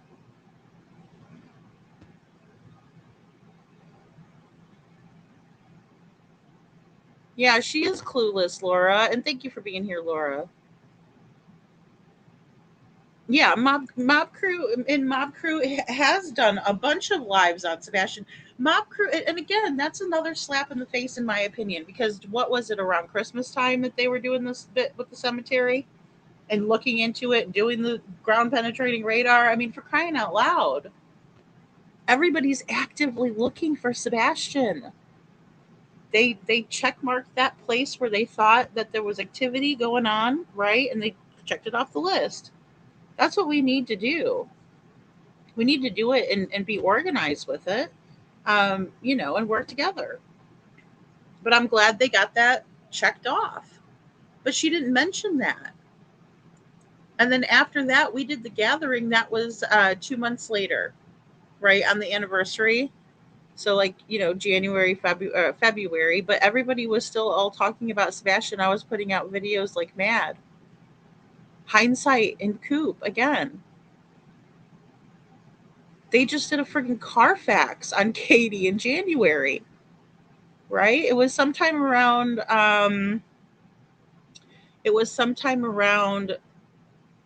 New Year's, because I remember them doing, like the bit with the fireworks and what's his face? Oh gosh, I can't believe I don't remember his name. Um,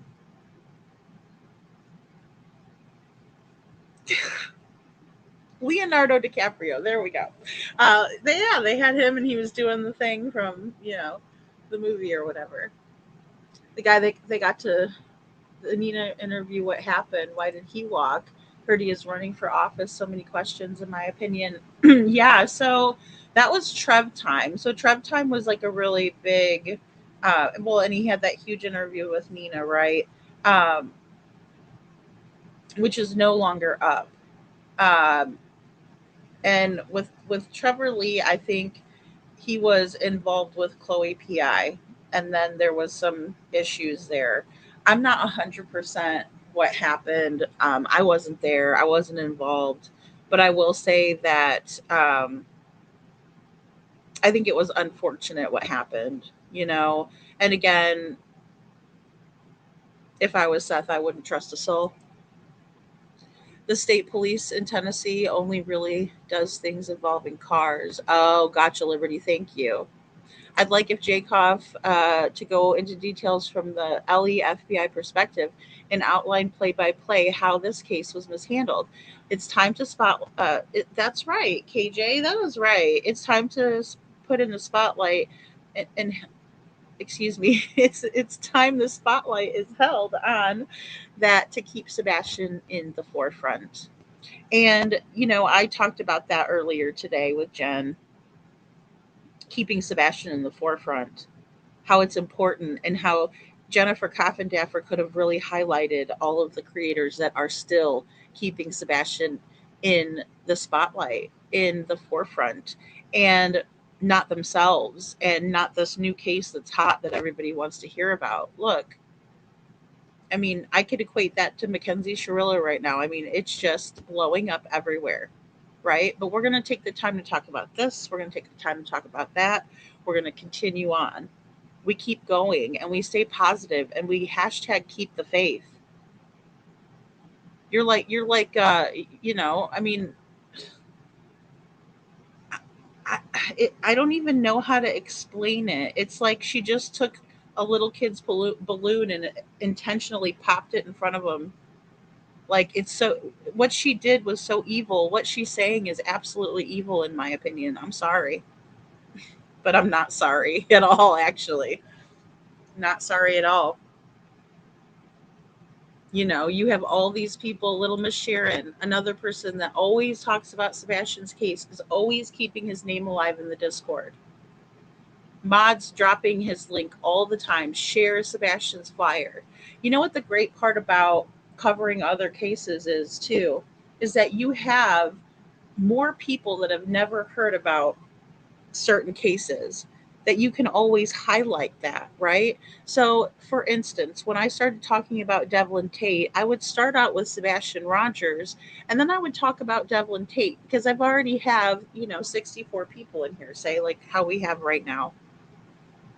And then I would know that those 64 people might not know about Devlin, right? So I kind of slide Devlin's story in there, and sooner or later, and sure enough, I was able to generate a lot of interest in Devlin's case. And now we all know about Devlin, right? And that's what the beauty of covering other cases is, because some person might come in here and think, okay, well, this Lady Freedom person is talking about Mackenzie Shirilla tonight. Let me click on it. But then maybe we might bring up Sebastian in the mix, and I might show his flyer or share it. And maybe they'll click on it and say, oh, I didn't know this boy was missing. I'm going to share that out. I'm going to share it on my Facebook. And then you get more people aware of the situation, right? Because we don't always go in the same circles. We rarely do. I mean, someone that's going to be interested in Nancy Guthrie's case isn't going to be interested in Sebastian's case, probably. But the people who are die hard for kids, they're going to be there. They're going to be there. And she could have told all of those people that were in there about Nancy Guthrie about this young man. And I'm here to tell you, I watched Jen's views quadruple probably even more than that when she was talking about Nancy Guthrie. And I want to say something too in the same light of that. You know, when I was talking about Mackenzie Shirilla, because my people are about Sebastian, I had like probably 20 people in our chat yesterday, right? Which is fine. I'm not doing it for how many people are out there listening. I'm doing it for the victims. But when I have Sebastian on my thumbnail, I have 64 people in here listening, right? Interacting in the chat. So don't you dare tell me that nobody cares about Sebastian, Jennifer Coffindaffer, sicko. Not a TL fan, but to be fair, she did search in more populated woody areas closer to civilization, and she did run into Silvers at one point, right? Yes, they did. Well, and then Mrs. Silvers was also there, I believe, too, or Silvers too. Yeah, yeah. Well, see, Liberty, that's what I'm thinking. I mean, it happened right around that time. She had him on the panel because I remember watching it, and I'm pretty sure we reviewed it here because I was going live, by that time.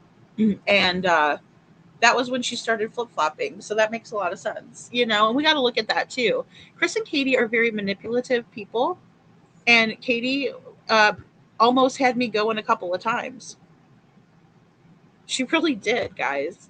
Like where I was like, oh, that Chris, he's the one, he's making her do it. And then we realized, no, she's absolutely doing it on her own and wants to impress her husband and the family. So, yeah, and he was threatened, you know?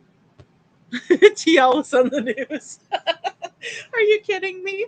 Well, she made it a point, during the trial too, to sit right behind Katie and Chris, so she would get the most airtime, in my opinion. But I always got to keep that one handy.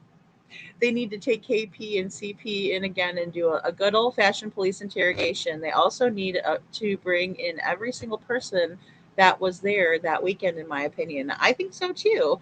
Where is Lori? Lori was there. So I know. I can't believe it, little Miss Sharon. I am so surprised. I really am because she could have said nothing, but she chose to say that. So, and I hope you have fun while you're out and about, Miss Sharon.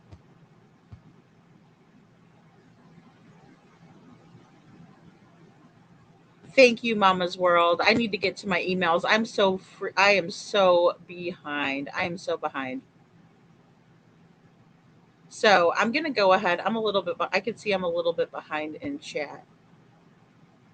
No, Seth is not at CrimeCon. No, guys. He's been having a lot of trouble with migraines and such. Hey, Christy. Good to see you, Christy Smith. Oh, I know. I know. How bloody dare you? I'm with you, little Miss Sharon. I'm with you. Unbelievable. And she doesn't even think about all the people that are covering him. And also, can I say, Seashore Annie is another one. They're posting stuff all the time, guys. I don't think they go live. I think they mostly post, but I never liked her, Christy. I never liked her. I liked Doug Bishop. Now I did. But then I was like, I didn't really agree with him, right? But I'm just saying. But Jennifer Coffindaffer, no, I never liked her, Christy.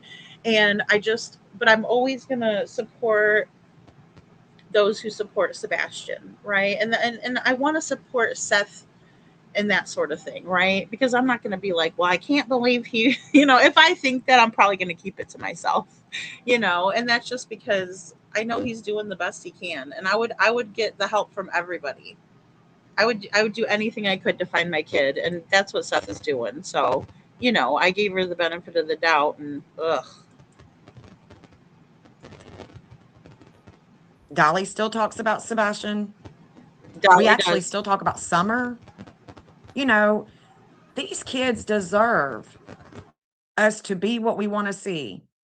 And if she is so heartbroken about it, Maybe she should do a live about it. Maybe she should put Sebastian's face out there and spend this amount of time talking about Sebastian and reviving his case, if that's the way she feels. Okay? That's what I am promoting this morning before these girls come out here today. Yeah, Junie is still talking about Sebastian. Yeah, that's right. I haven't seen Junie on live or anything in quite a while, but I really don't pay a whole lot of attention to other streamers because I'm Okay, guys, and I'm with Jen on that too. I don't pay attention as much. I did also want to shout out Junie, though. Thank you, Junie. Much love to Junie. so busy trying to make content. I am a creator. I like to talk about the mystical side of things. I've been doing series. I've been really enjoying these series because the series that I am putting out is what I want to hear from other YouTubers. It has nothing to do with the missing. It's just mystical shit that I love.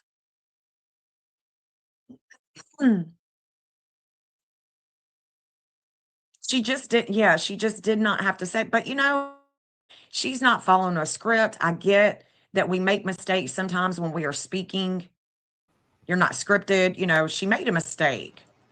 Oh God, she made so many mistakes and she barely even said anything and she just totally messed herself up, okay? In my opinion. No, Brad, I'm not a fan of Dolly. I'm not a fan of Dolly, but I will say that, I see him from time to time talking about Sebastian and he did in the beginning.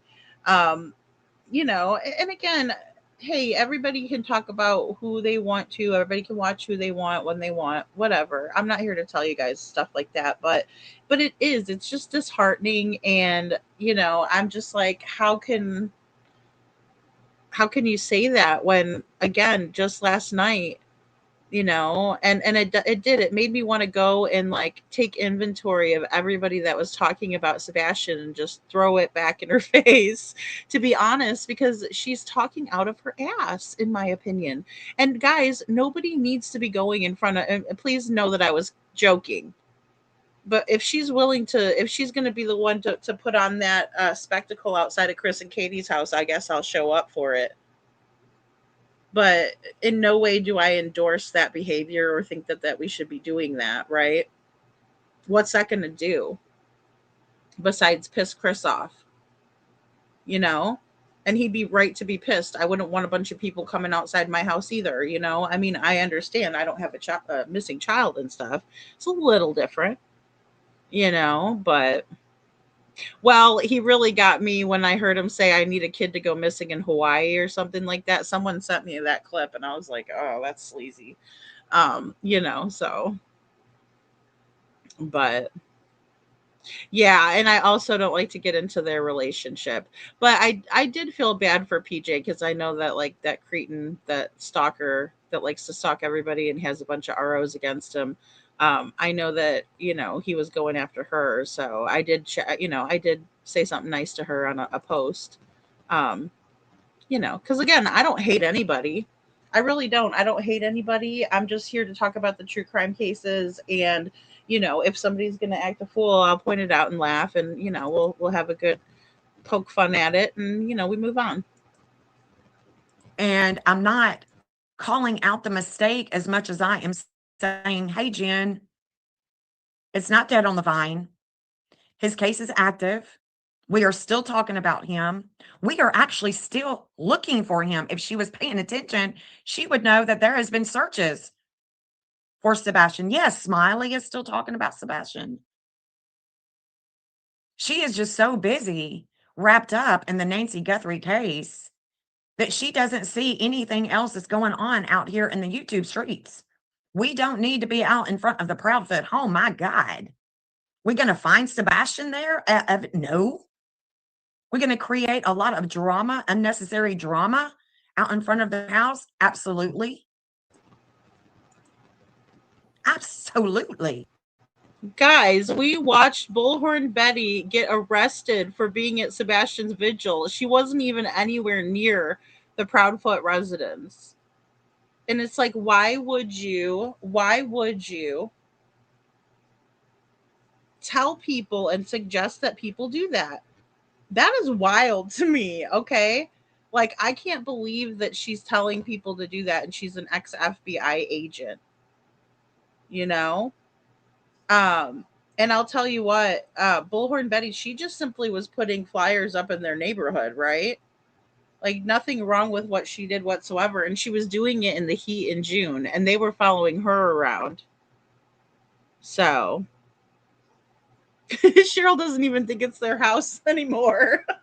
I mean, I don't know. I've heard so many rumors back and forth. I do. I think they still live there because look, they were there. They were there when I was in the area last time because, like I said, our friend KJ's campfire, uh, KJ's true crime campfire, excuse me, she went past and their vehicles were there. And then when I went there, nobody was there, but the garbage was taken to the end of the curb and there was a lot of garbage. It wasn't like the can was closed or anything. It was actually overflowing. And I have that on my live. But that's the thing. I went there by myself as a streamer, as a, well, you guys were with me. We were live streaming. Some of you guys were with me that night. And so I was live, but it was dark. And like I said, how many times has Jennifer Coffindaffer showed up to Hendersonville to help out or to search or to spread awareness, to see the area for herself? No, she hasn't done that. But Yeah, just because she wants us to do it. Oh, hell nah. So you're suggesting that are you going to bail me out of jail, Jennifer Coffindaffer? You going to bail me out of jail? You think the Proudfoot's neighbors like hearing you tell people that? That's a crock of crap over there. absolutely. Yeah, just because she has given up. We haven't.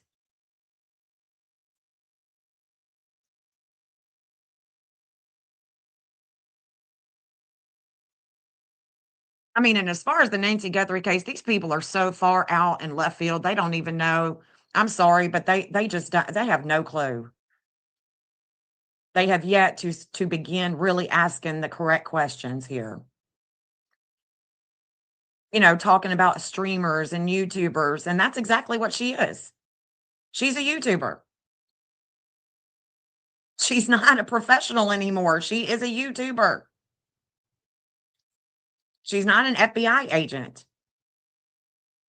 All these people that are ex this and ex that, they're not doing anything except building their channel, building their financial wealth on YouTube. Boom. That's what they're doing. That's exactly what they're doing. I could definitely be doing that too, but my conscience wouldn't, it just doesn't allow me to do that. My ethics, my morals, when I say something, I mean it. If I say I'm not going to stop talking about Sebastian Wayne Drake Rogers, I'm not going to.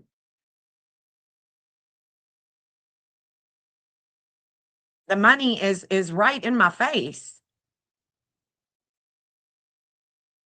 I'm not accepting. I'm going where I need to go in order to get. Last night, I barely had, 20. I barely had 20 people in my chat last night. Of course. All right, guys. Now, I really want you guys to listen to what Jen is saying here because, Holly, yes. And, she's not lying. I watched it. I'm like, oh my gosh, one of her videos I was scrolling through when she talked about Nancy Guthrie. It had 14,000 views on it. My videos I've never not once got 14,000 views on any video I've ever done. Okay. So that's amazing. And I was like, holy cow, Jen, way to go. Like, I was super excited for her. Right. But, and it's not even a but, it's the fact that she's sticking with Sebastian's case. So how is Jen Coffindaffer telling us that we're not sticking with the case when we could be doing the same shit she's doing? I mean, I could be too. I got pissed off about Nancy Guthrie's case because they were saying the backpack was, I mean, this is the FBI doing it too. Oh, this is the same backpack. We found it. Really? That one has a pocket and the other one doesn't. Hello? I could sit at a bar at one of those machines and pick out the differences when I'm 5 or 6 beers in. And you're telling me that you can't pick the difference out with stone cold sober as a judge? Fuck the FBI hashtag. Seriously. It's ridiculous. So yeah, I just dropped out of it. And also with the picture that they were showing and stuff like that, and then people comparing it and being like, well, this is, Holly, we talked about this too. It's the same thing we did with the photo with Sebastian's case. But yet everybody's, and I'm not going to do that again. It's like, I'd rather talk about Sebastian anyway. I'd rather talk about Devlin. I hope Nancy Guthrie's found. My heart goes out to Savannah, I'm not a huge fan of Savannah. But it doesn't matter what I think of her if I would hang out with her or do lunch with her. Her mom's missing. Very suspicious circumstances. It's a horrible situation. But again, it's not what I'm doing at my channel. I would rather talk about domestic violence issues on my channel, because that's what's important to me. And then there's this big case where we see a young man that's going through it and this toxic relationship. It's a great opportunity to talk about the things that I find near and dear to my heart, and that's preventing young people from ruining their lives. Completely ruining your life being with the wrong person. It does. It completely ruins your life. And sometimes it takes your life. And it's not just something that happens to women only.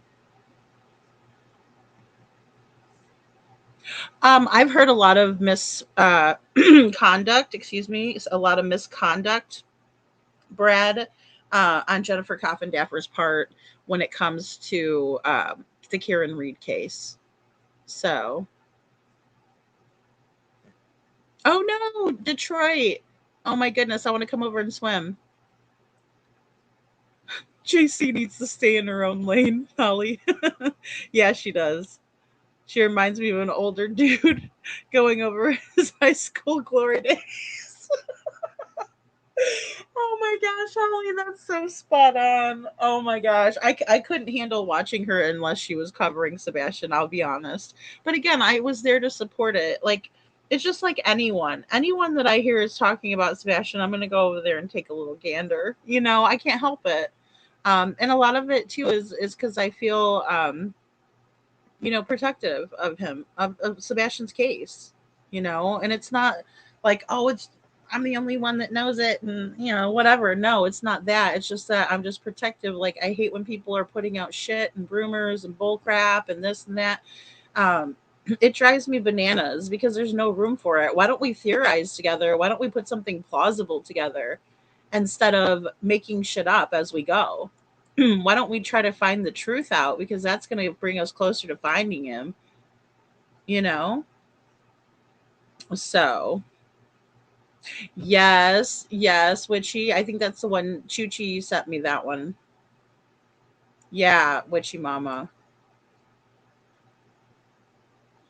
There are some cases I won't touch with a hot poker. Karen Reed is one of them. Okay, she lost me after the first trial. I'll just say that. Little Miss Sharon. I did watch the second trial, too. But then I'm like, but really, I was pretty far gone after the first one. It's just, it's there's so much crap in that case. I mean, it's every case, if things were normal and hunky dory, we wouldn't be talking about it. Of course, I've been putting out lives that are not planned. Okay. So I know that makes a big difference. I wasn't putting a bunch of hashtags. That makes a big difference. And a lot of times I'll do that just to see, how the algorithm does if I'm not putting a bunch of hashtags. Well, I was talking about Jody Brooke Anderson went missing out of Nashville, Tennessee. I barely had anybody in the chat. I mean, her cousin was in the chat. We were looking at the astrology. We were looking at We were looking at a lot of, reminding ourselves, refreshing our memory. That's another case. Tabitha Tudor, Summer Wells. We've got a lot of children that are missing here out of the state of Tennessee. And so I feel called to make sure that my platform, making sure that my platform is going to stay dedicated to these kids because they deserve to be found. They deserve to be talked about. It really hurt my feelings. And for those of you that is just now coming in, let me tell you guys, true crimers. Let me tell you, true crimers, okay? True crime, again. Really quick, guys, I'll rewind it just a little bit. Little Miss Sharon, Jen's hair is always on point. Jen has beautiful hair, right? And then also Jen is just a beautiful person. She's a beautiful soul, and I love her. Yeah, she's just one of my my really, really, really close and good friends. Somebody I just know I could tell her anything. So yeah, Jen is the best, guys. If you're not subbed up to Jen, you're missing out, right? You're missing out on all this hair. No, I'm just kidding.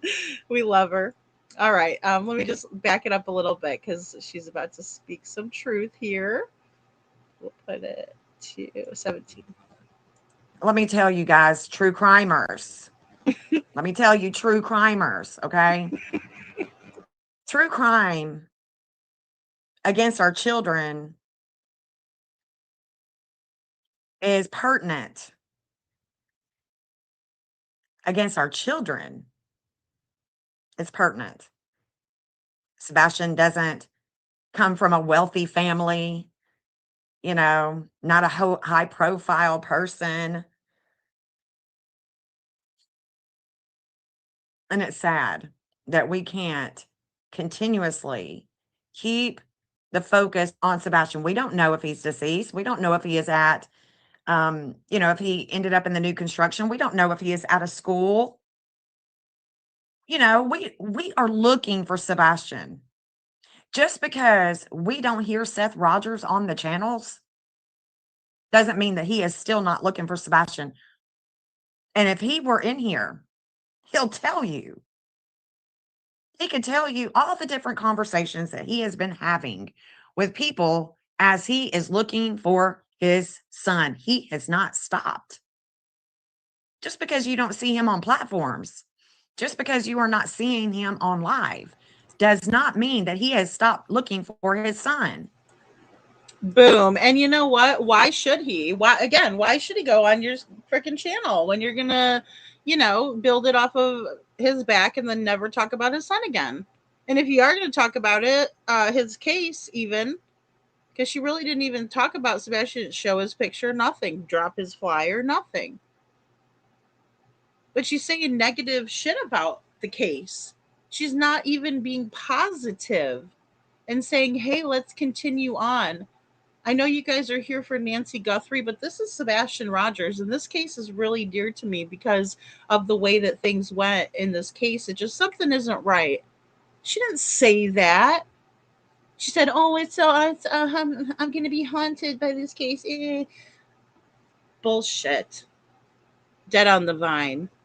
You've given up. Tell me you're haunted by shit. You gave up. So when she says nobody, whew, come on, Jen. It's not true, honey. No, ma'am, no ham. No, ma'am. Nope, nope, nope. Let's go back again. Let's go back again for those of you that are just now coming in. Let's go back. Let's see what she has to say again, because this deserves to be talked about with the dark moon already in orb on Sebastian Rogers. A dark moon return is disordered aggression, having to do with the law, with justice, with long travels, with churches, with pastors, with explosions.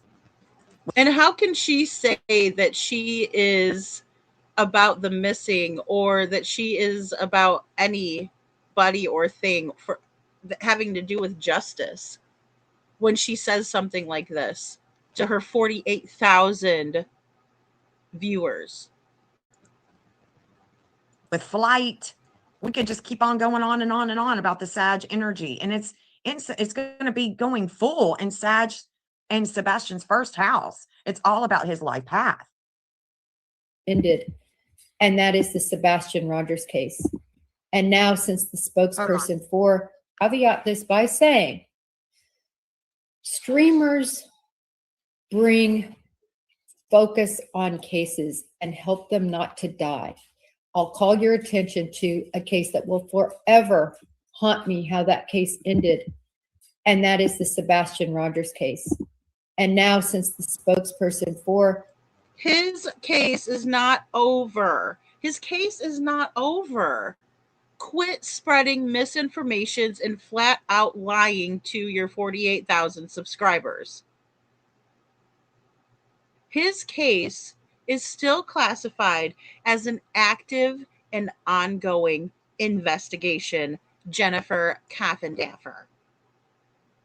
Makes me sick for you to sit up there like this and say that Sebastian's case isn't an active and ongoing investigation, which it is. Like, again, who do you think you are doing this? haunt me, how that case ended. And that is the Sebastian Rogers case. And now, since the spokesperson for Sebastian Rogers on the part of the father is deceased with a horrible heart attack that happened in the early mornings a couple of weeks ago. No, it wasn't a couple weeks ago either. And again, how dare you? Unfreaking believable. So because Tony Mathis had an untimely passing, Sebastian's case is gone. No way. Because I'm going to tell you what, there was a reason why Tony was talking to people like myself, continuing on with what the expectations were for Sebastian's army. So we're well aware of what they are. We still have Seth. Seth has not given up. You have. No one else has given up. You have. So don't put that on to anyone else. And if you can't get the story right, maybe don't talk about Tony Mathis. In my opinion. Sebastian's army is alive and well, and we're getting stronger and stronger. She means like they didn't have they didn't have what they needed to succeed in the case, right? Like the case fizzled out before it could be a successful solve, which, you know, little Miss Sharon, how could it be when the investigation is botched to begin with? I do agree with her somewhat on that, because as our friend KJ Mack was saying earlier, you know, it does appear that she thinks that the investigation is botched. I mean, that's what she's telling us. She's telling us that there was neglect in his case, that solving his case was not feasible because there was a lack of resources and neglect. But I just don't see it that way, because there has to be something to indicate that Sebastian left the house if they think that he made it home. If they didn't, then there's a spot where they're right on the way home from Texas Roadhouse where there are no cameras. So it would have been a place that they could have done a quick handoff. You know? I know, Detroit, it's awful. Like, I was so mad. I was so mad.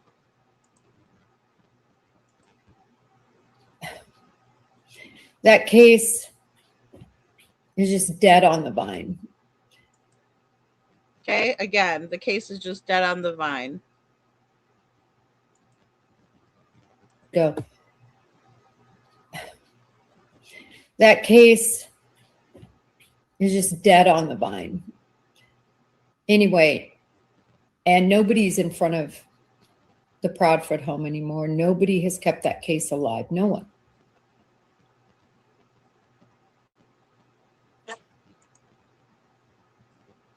I'm doing this live with the most respect that I can. Okay. I'm really not wanting people to go ham on her.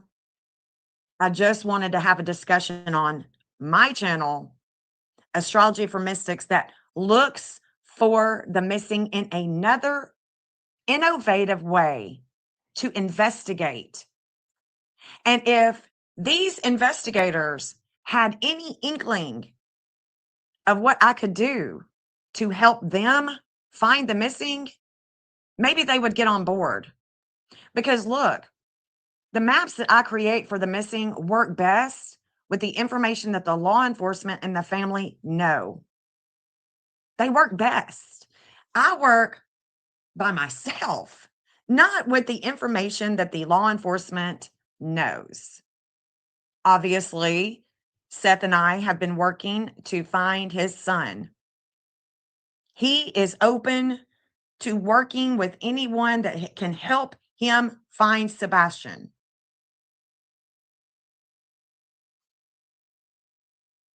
She really did just say that. She really did. Like I said, I don't want, this is not a call out to come down on Jennifer Coffindaffer. What this is a call out to be what you want to see. If you think that his case is dead on the vine and nobody is talking about him, talk about him, Jen. Talk about him. I encourage you with your almost 50,000 followers that you are gaining on Nancy Guthrie's case to use. Boom. Jen, exactly. Use that following to talk about Sebastian, show his face, talk about his case. If you think that nobody is talking about him anymore, sis, okay? And it would do you a world of good to listen to some of my videos about Nancy Guthrie too. Any of these kids, any of these people, because you're wrong a lot about what you're thinking. Exactly. She always has been too. I'm good at what I do. I've been doing this, ain't my first rodeo, been doing this for years. This dark moon is already an orb. A lot of disordered aggression about Sebastian and getting justice. Yeah. That's what I said on the live. That's what I said on the live. That's what I said in the video. Well, I didn't say it in the video. I went a little bit more, out with the this live right here. Let me show it to you again. Right here. Show it to you. Let's go ahead and get it on that timestamp on May 30th at 2:30 in the morning. Let's see. Let me get it. Let me get it right there. There it is. Now let me show you guys. Let me show you. Because we haven't stopped, Jen. We haven't stopped looking for Sebastian and talking about him, sis. We just haven't done it. And I encourage you, Jennifer Coffindaffer, to get on board. I encourage you, honey, to get on board, please. Get on board. Oh my gosh, KJ Mac, you're so right. And Jen is so much nicer than I am, right? Because I'm like, okay, looks like we're roasting Jennifer Coffindaffer tonight. I mean, it's a long time coming. I've never liked her. I have to be honest. My opinion was already not high, but also, like I told you guys, I mean, I went in there and watched her let people who were heavily involved in Sebastian's case and the fuckery just talk freely in her chat, and she's none the wiser. It's pure ignorance, and she's wrong a lot. But I do think that you're right. Instead of dogpiling, encourage her to do her platform and use her platform and her resources. Absolutely. Never let a missing child's case, quote, die on the vine, end quote. Yeah, we can't do it, right? it's almost like it doesn't even make sense. Like she's not even thinking about what she's saying. That's why I'm saying, she's talking out of her ass because, you know, I mean, you're the one that's got the bigger following than any of us talking about it currently. I think maybe like BHB Mob Crew might be comparable to her, right? But all of us other, smaller channels that have been covering Sebastian, I've been covering Sebastian since my start. So Christy, very fake, you know, and it's just disheartening because she's an example for a lot of people. She can reach a lot more people. She has more influence than me. And it's the same thing. Like I'm going to the Gathering of Voices, but she could have showed up at the Gathering of Voices and she could have really had a lot of people, come there to see her. And we would have had a lot more people show up. Right? And that goes for anybody out there, but I understand if you can't go, you can't. But it's the thing that she's telling people to go stand out inside of Chris and Katie's house. What the hell? Help us keep his name out there because we don't have the following like you do. May 30th at 2:30 a.m., the dark moon. May 30th at 2 a.m. May 30th at 2 a.m., the dark moon comes to his dark moon. A dark moon return, and it ain't easy. It's very difficult. Turns to his natal Australia in his first house. The theme of waiting for justice is echoed once more. Ooh, the theme of waiting for justice. The theme of waiting for justice echoes once more. We want justice. We have not stopped. We aren't going to stop. His case is not dead on the vine. It's an active investigation. Boom. It is an active and ongoing investigation. Jennifer Coffindaffer, look it up. We want justice. Justice delayed is justice denied. We want justice, and we bang the drum for Sebastian almost every single day because I can't help but not talk about him because he needs to be found. And anytime I'm looking at other cases, I think about Sebastian's case every single time, every single day. And you of all people should know that, Miss FBI, ex-FBI. You think that they're going to call you and give you all kinds of information? No. You're just another YouTuber. You're just another streamer. And that's that. The dark moon return, I said it right here. Justice. There is an echo for justice.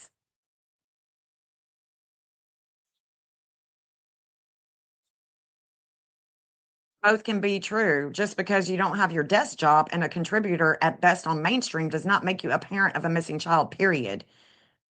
FG, your YouTube channel. Yeah. Yeah. Yeah. I saw you. I saw Shauna. We love Shauna. Let's shout Shauna out. I love her so much. She goes, F your YouTube channel, puke, right? Totally vomitocious, right? I agree. It makes me sick. I should have got you guys barf bags for tonight. I forgot to tell you guys, take them out in case your snacks want to come up. Because it's gross. It's disgusting. And I love Shauna. Thanks, Shauna, for the laugh. You always make me laugh, girl. You're so funny. I love Sandwich too. We gotta shout out our friend Sandwich because she's in there telling Jennifer Coffindaffer what's up. We gotta school the FBI agent, right? And that's why I couldn't with Nancy Guthrie's case, because if you're telling me that you can't tell the difference if there's a pocket on one of these bags and there's no pocket on the other one, then I can't with you, right? Go back to kindergarten from Sesame Street. Oh, me and you both. And she said after this, she was like, and I'll play that. Let me play that, what she said afterwards, because that I think that that's important too, that we share that, most definitely. Because you also, she doesn't have her chat on replay, by the way. Otherwise, you could see what me and Sam put in there. But let's listen to what else she has to say. Oh, And so she didn't have her chat replay on. Oh, come on. You know, I mean, what is she? What is this? Oh, that's a red flag. That's a red flag. the streamers provide a narrative to keep information going. And I truly appreciate that. They actually spend a lot of time, a lot of hard work hours. But caveat anything you hear from them as consider the source. I mean, consider the fact, as an example, that one of the streamers out there has said whenever he has a case and he needs to have somebody be accused as being a suspect, he literally said he creates accounts. I think he used the number 10, but maybe he just said accounts, multiple accounts, and he makes them look like news. You know, he names them things like Action 10 News or News R Us. And then he says, and this is his words, not mine, you know, that he can convince his people that this is actual news by spinning it up. And then all of a sudden people believe it as news. This is kind of one of those things. To law enforcement's credit, they went out there, they collected it. And so, you know, I appreciate that, that they went out there. I see some people commenting about this isn't, you know, that Sebastian's case is over and keeping the case out there. And I do want to caveat that there are many channels still that will talk about Sebastian Rogers, but I'm talking about streamers being out there. I'm talking about it being in mainstream media. I'm talking about it being on a large scale in social media, and that has just completely died out. Girl, what are you doing, Jennifer Coffindaffer, to prevent Sebastian's case from growing cold, as you would say, in the mainstream media, streaming? We don't need to be out in front of the Proudfoot's home, honey. That is not going to bring Sebastian home. What? Jen, okay, Jen. I'm gonna rewind it. No, but seriously, Jen's like, honey, listen, and maybe even listen, Linda. Right? Like, how? I'm sorry, you guys know how I feel, okay? And if you don't watch some of my videos, you guys will figure out I have a bias. You know, I do. Because here's the thing. Chris Proudfoot loses his mind if you're on his street. Like, if you're driving down his street, he loses his fucking mind. Could you imagine if like 10 of us, even if there were 2 of us out there, he would flip a lid. They're harassing me, they're stalking me, they have machetes, right? They're with Bullhorn Betty's group, you know? No, we're not gonna go over there and represent Sebastian that way. That's not Sebastian's army, you know? And we're smart to think that on our own, right? That's not the best way to handle things. Chris Proudfoot, from day one, didn't want Sebastian really in the news at all. He thought, oh, I didn't even know this was going to get this big, right? But he certainly didn't want his house in the news. And this is the reason why I think to myself, the 3 a.m. lights have to be it if Sebastian made it home.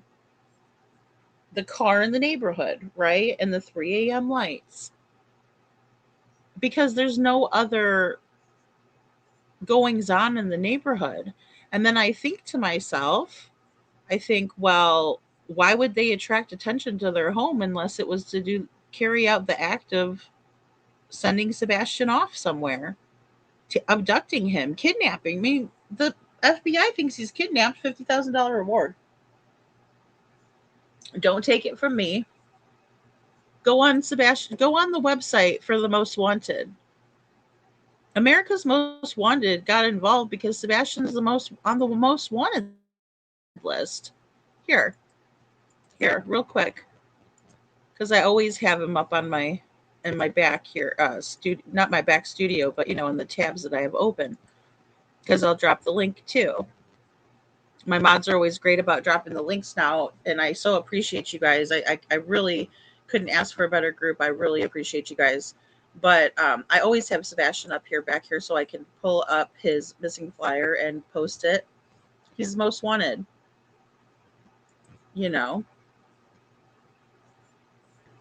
This lovable 17-year-old kid is on the most wanted list. And then he made it to America's Most Wanted, where they took out half of the light video, where you only saw one light source leave the house and not the light source going back. Because if everybody would have seen that, they could have used reasoning and deduction skills to surmise that it had to be Katie that was subject to, because only one person was left in the house after there was supposedly two. I mean, it's just logically speaking, but they took it out. Why?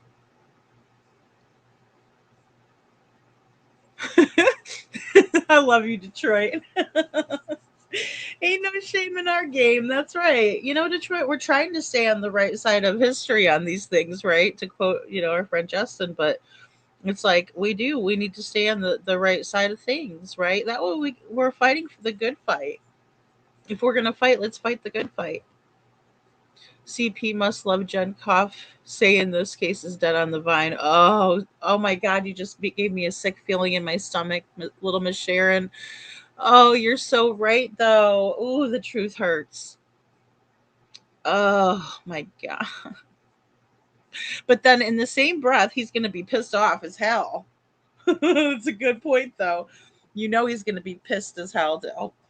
Look at her telling people to come outside my house. Yeah, well, maybe we should camp out, and Katie can come out and tell us, I own it. I own. Yeah, you own that, but you don't own any of the other stuff. But yes, guys, this is Sebastian Rogers, and he is on the most wanted people's list, right? So, all right. So let's go ahead and watch Jen, because again, I'm so surprised. I'm just so surprised. And again, I'm a streamer. Jennifer Coffindaffer, I'm a streamer, right? My name's Lady Freedom, and I went to the Proudfoot's house at night. Why don't you play that on your channel and show everybody and get me some subscribers up in here? Okay? Because I just did that. Quit lying. But just because your ignorance. I'm not saying she's lying because on purpose. I'm saying she's ignorant because I was right there in the dark by myself with my little bitty subscribers who was with me that night. Ride or dies over here. Is going to be a great asset is for people like you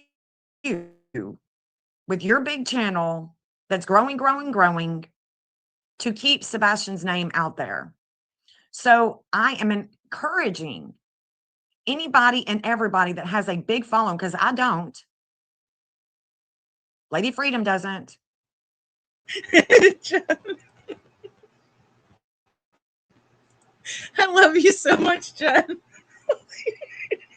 We're like, hey, can we get some subscribers over here, Jen Coffindaffer? Okay, this is where I have to say, oh, Lord, help us all. Okay, look, guys. Jennifer Coffindaffer had every single opportunity to highlight us beautiful creators on this side of the aisle. There's a lot. And she's like, I'm not saying there's not a lot of people that are, okay, but you're not even mentioning the ones that are, though. or the fact that we've had active searches, or the fact that, the guy that you had on your show, or I don't know if he was on her show or if she was on his show. It doesn't matter. Mob Crew, right? Mob Crew just did something in Sebastian's case to check an area off, to mark it off on the box. Like Bullhorn Betty just put together a whole, and she's suing the Proudfoots. I hope that we get some information off of this situation too. I hope Betty wins it, and I hope we get information. And Chris and Katie, let's see if they're going to lie under oath again, because they will. They have no problem doing that. They have no problem suing anybody, and that includes Seth.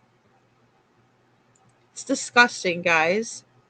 And for her to get up here and take the opportunity to do that, she could have totally, excuse me, she could have totally lifted up us creators, right? Like I said, Kiki, like Lolly, like any of them, right? But she didn't. She just, in this case, is dead on the vine. I've never liked her show. She don't know jack squat. She flips her hair too much. Justice for Noog. I was teasing her about the glasses thing too, because I was like, do I need to buy glasses? I mean, I do. I should be wearing them. I should be wearing them. But I mean, is that what it needs to happen? Do you guys want to see me just keep with the glasses? Because that to me is a huge distraction that she does that, right? And so, and whatever, but it's her show. But yeah, I never liked her commentary ever. But,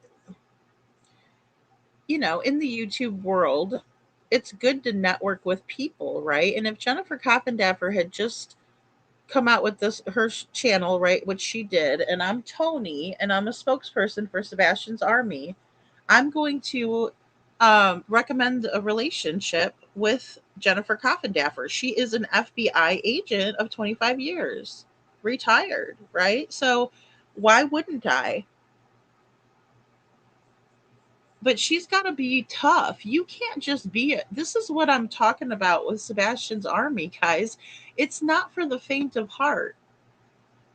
People have been threatened. People have been stalked and harassed.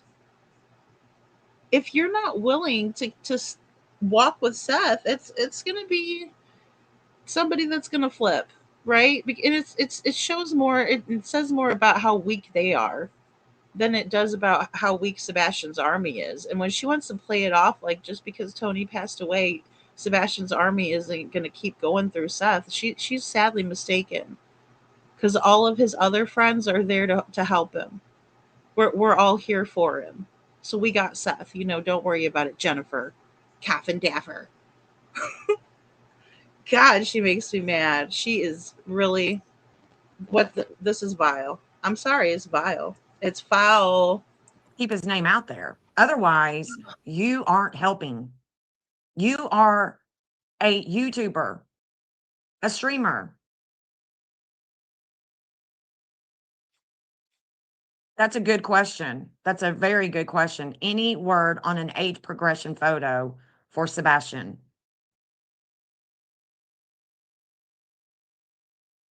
Yeah, I can understand. I mean, we had to correct her.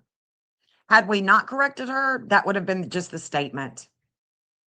That would have been it. That would have been the be all. It would have been over. Yeah, we have not stopped. And in order to continuously keep Sebastian's name out there, we do have to talk about him. And that includes her too. Amen, Jen. Amen. And thank you, Doodle Mom. Shout out to Doodle Mom. Sebastian's Army has not stopped. That's right. We continue to share his flyer, and I had his pick in front and center this past weekend at the sold out Coke 600, praying for you, Seth. Now, my friend Doodle Mom has got it. That's why we go and buy the t-shirt, right? Because it not only helps support Seth in a small degree, right? Because let me tell you guys, my dragon shop, right, is open, but You have to hit a certain amount of merchandise to get paid on that and stuff like that, guys. Don't be mistaken. So, we have to continue to support that. But when you do, you're a walking billboard for Sebastian. So if you go to the Coke 600, right, which I'm thinking that's a race, um, help me in the chat. There's all these people are seeing it, right?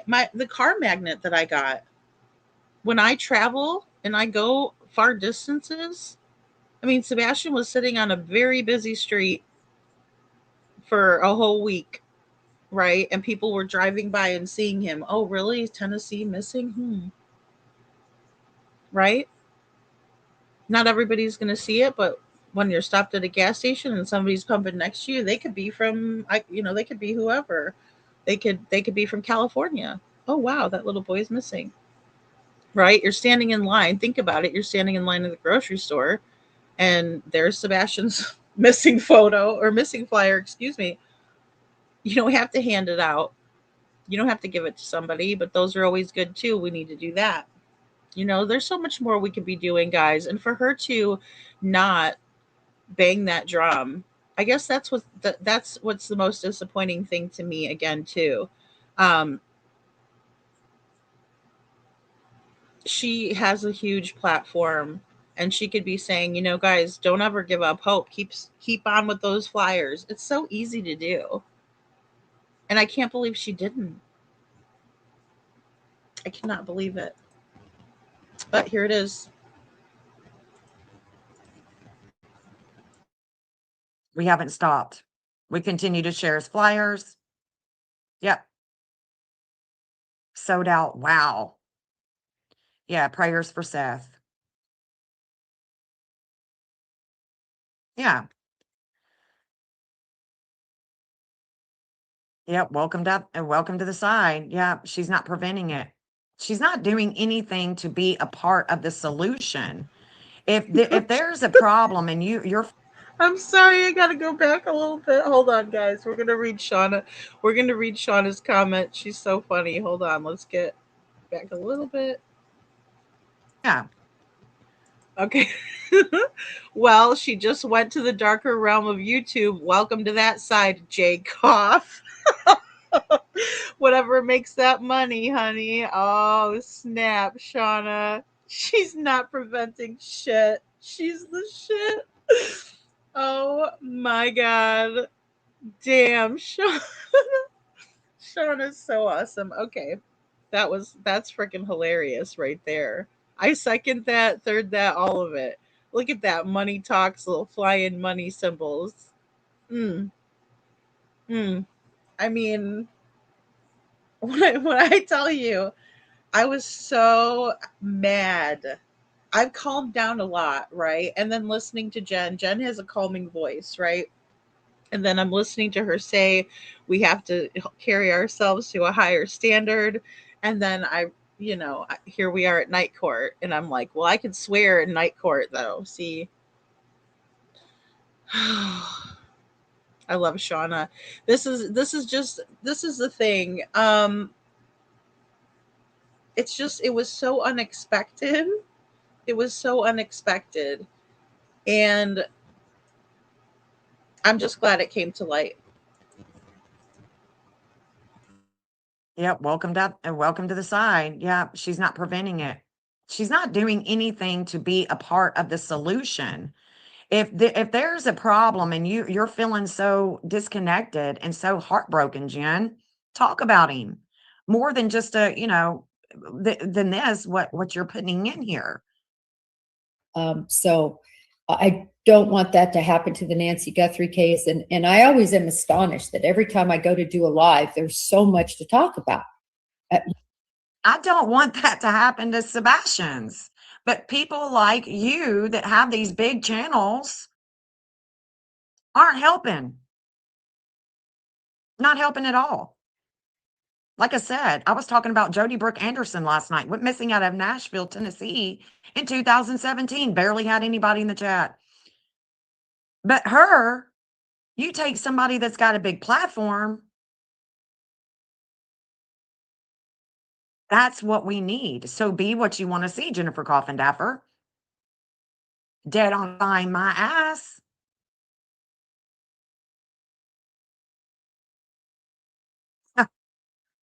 I'm just amazed sometimes at people. I really am. I'm just amazed. And like I said, and continue to say, I am trying my best to have the utmost respect for her past professionalism with the FBI. I just don't think that her narrow-minded view is able to solve Sebastian's case, Nancy's case, because she's got a very narrow view. A lot of these ex-FBI agents, CIA, whatever, DIA, they have a narrow view. It's black and white. Tabitha Tutors goes missing. Runaway. No, she wasn't a runaway. No, she wasn't. Nope, she wasn't. Martha Leanne Green, runaway. Nope, no, she wasn't. Sebastian Rogers, runaway. I mean, you know, and that Witchy, we just love Jen, don't we? I'm telling you, not so fast, right? No. And look, that's what one of the probable things would be if you went to go wake your child up and they weren't there, right? So that's by far the most common, you know. And yeah, guys, go sub up to Seth, give him support, and go watch some of his videos, go listen to what he says, because I can't play it all the time, and I'm having a hell of a time trying to get this other video saved. It's driving me nuts.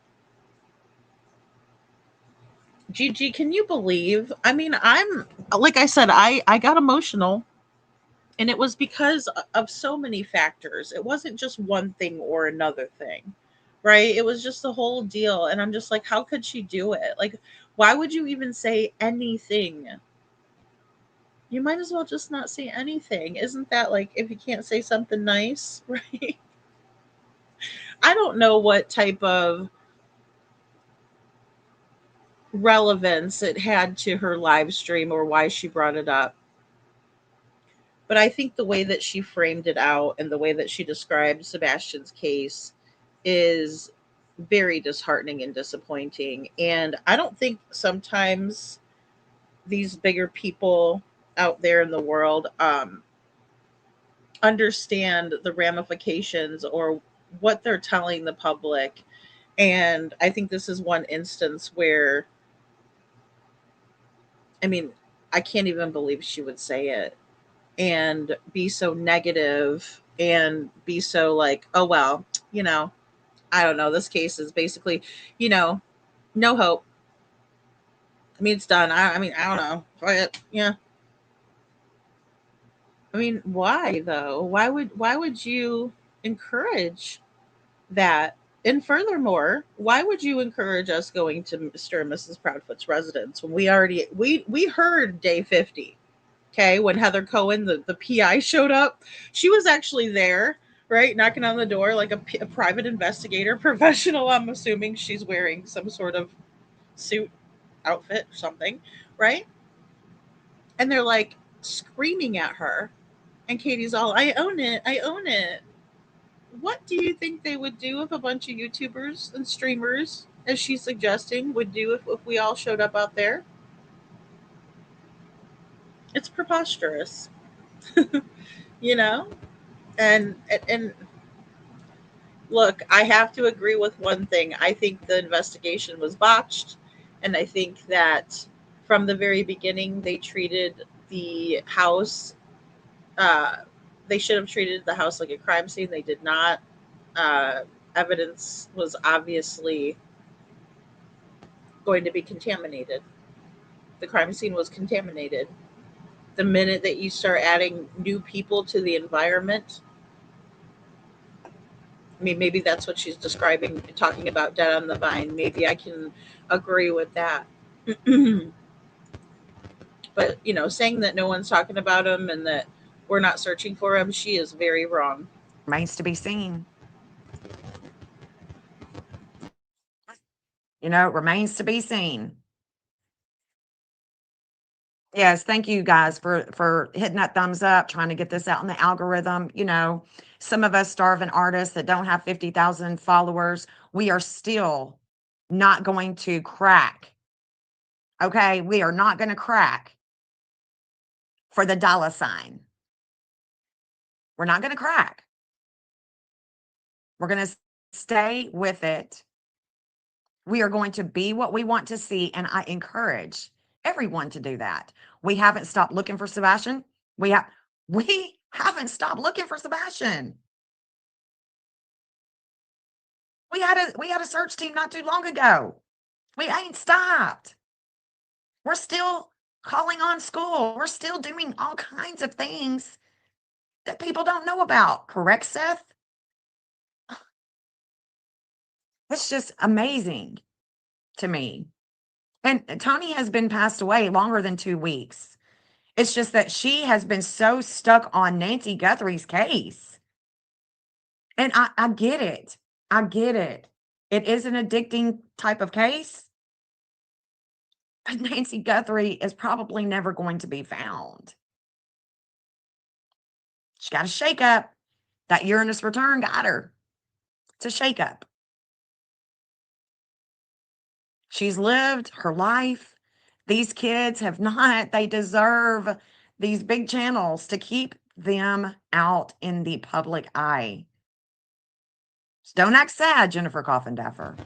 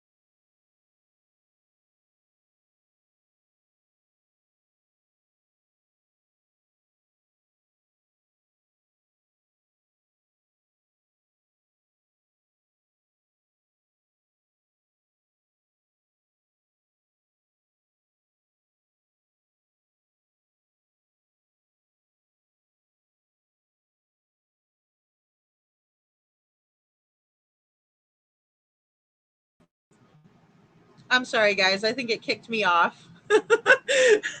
Sorry, guys. I see witchy SOS. Oh my gosh, I'm sorry. I don't know what happened. It's like all of a sudden I was kicked off. So I apologize. Um, let's see, where was I at? Give me 1 second here. It is an addicting type of case. But Nancy Guthrie is probably never going to be found. She got a shakeup. That Uranus return got her. It's a shakeup. She's lived her life. These kids have not. They deserve these big channels to keep them out in the public eye. Yeah, okay, so thank you. So we're back with Jen talking about, you know, these kids have not lived an 86-year-old's life, right? So I think our time is so much better spent on that. And I'm not saying that anybody is better than anybody else, but if it was me and I'm an 86-year-old woman and I see Sebastian Rogers, I want him to be before me. And I think if I think about it without knowing Nancy Guthrie, I'm sure she would feel that. Right? Now, if I'm Savannah Guthrie and that's my mother, forget about it, right? Because I love my mother. My mother was my best friend, and I know that they were extremely close. And my heart goes out to Savannah, you know? So, yeah.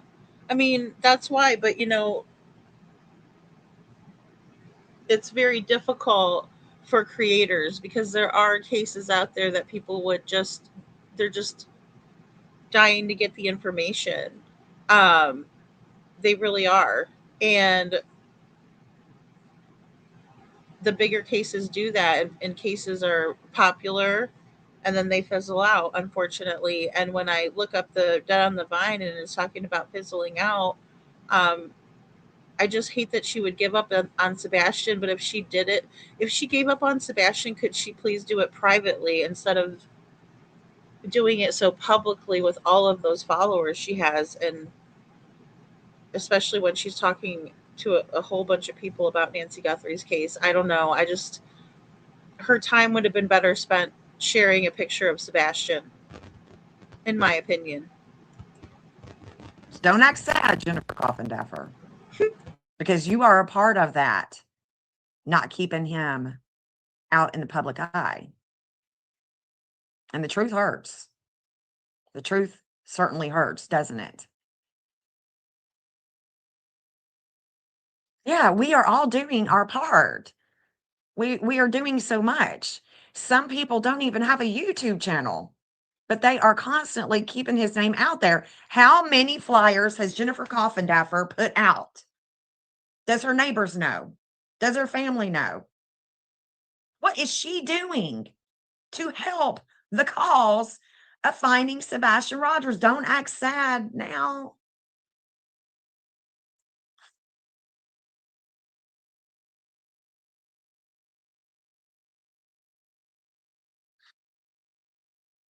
It's frustrating. I'm not Sebastian's mom. I'm not Sebastian's dad.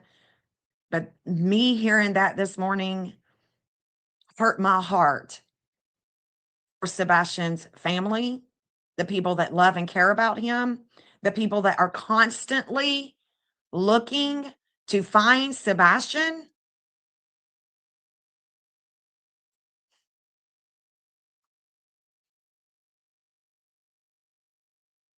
Mm. Yeah, agenda driven. We have so many. We do have so many that's missing. We do not have a good track record of finding. Yes, and Tony's family too. It's kind of a slap in the face. Well, I'm talking about mainstream media. I'm talking about this, and I'm talking about these type of channels. We don't need to be out in front of the Proudfoot home. How dare you say that? What's that gonna 100%, Jen. do?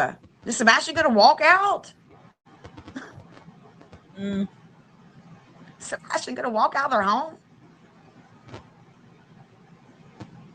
I just don't get it.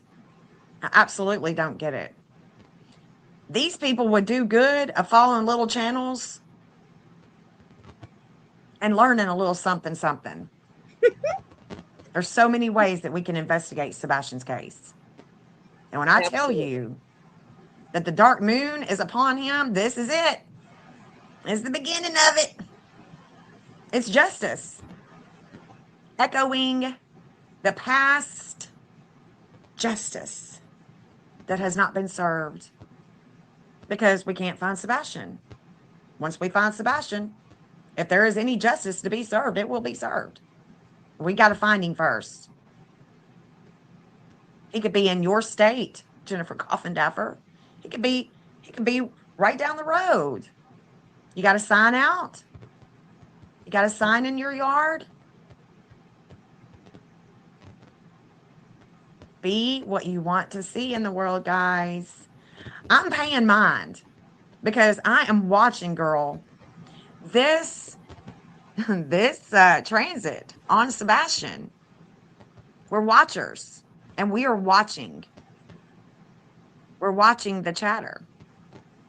This dark moon, this ninth house ruler is sitting in Sebastian's first house. It's about his life path. It's about his life path.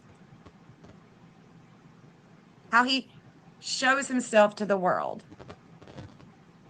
The moon is also going to come over his ascendant. Why? Because the moon is in Scorpio. Right now, the moon is in Scorpio. Before it comes full into his first house, it's transiting in that 12th house. The moon is. The moon is transiting in that 12th house of the things of the past investigation, past prisons, hospitals, past SA, all of that past that Sebastian has is now coming, and we are going to be ascendant on Sebastian's investigation, the active investigation. Then the moon on Sunday is going to be full on Trinity Sunday. You can look around, you can see the masses that are coming for the Trinity Sunday. We are already seeing videos about it. This is tomorrow, Trinity Sunday. And the moon is going to be full in that first house with Sebastian. And we are reflecting with Sebastian, with justice, with churches, with pastors, long travels, other countries, possible explosions. That's what we are reflecting on as the dark moon is in conversation. His dark moon is a 1759. The dark moon is coming to that degree. At 2:30 in the morning, it's going to be at that degree early in the morning. And the dark moon is going to be conjunct in conversation with the full moon.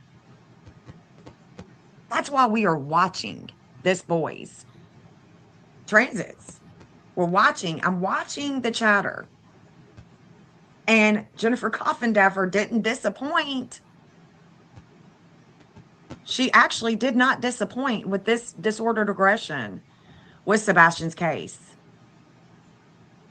This disordered aggression, I am calling it out. And I am saying, guys, this. There is an echo for justice. Be what you want to see. Be what you want to see. Okay, so that's such an amazing message from Jen. You know, we need to echo justice. We need justice. And you know, it's so hard, Detroit, because I know it seems like, you know, there's not a lot of people that are doing things and it's all behind the scenes. And a lot of it has to do with the threats and stuff like that, right?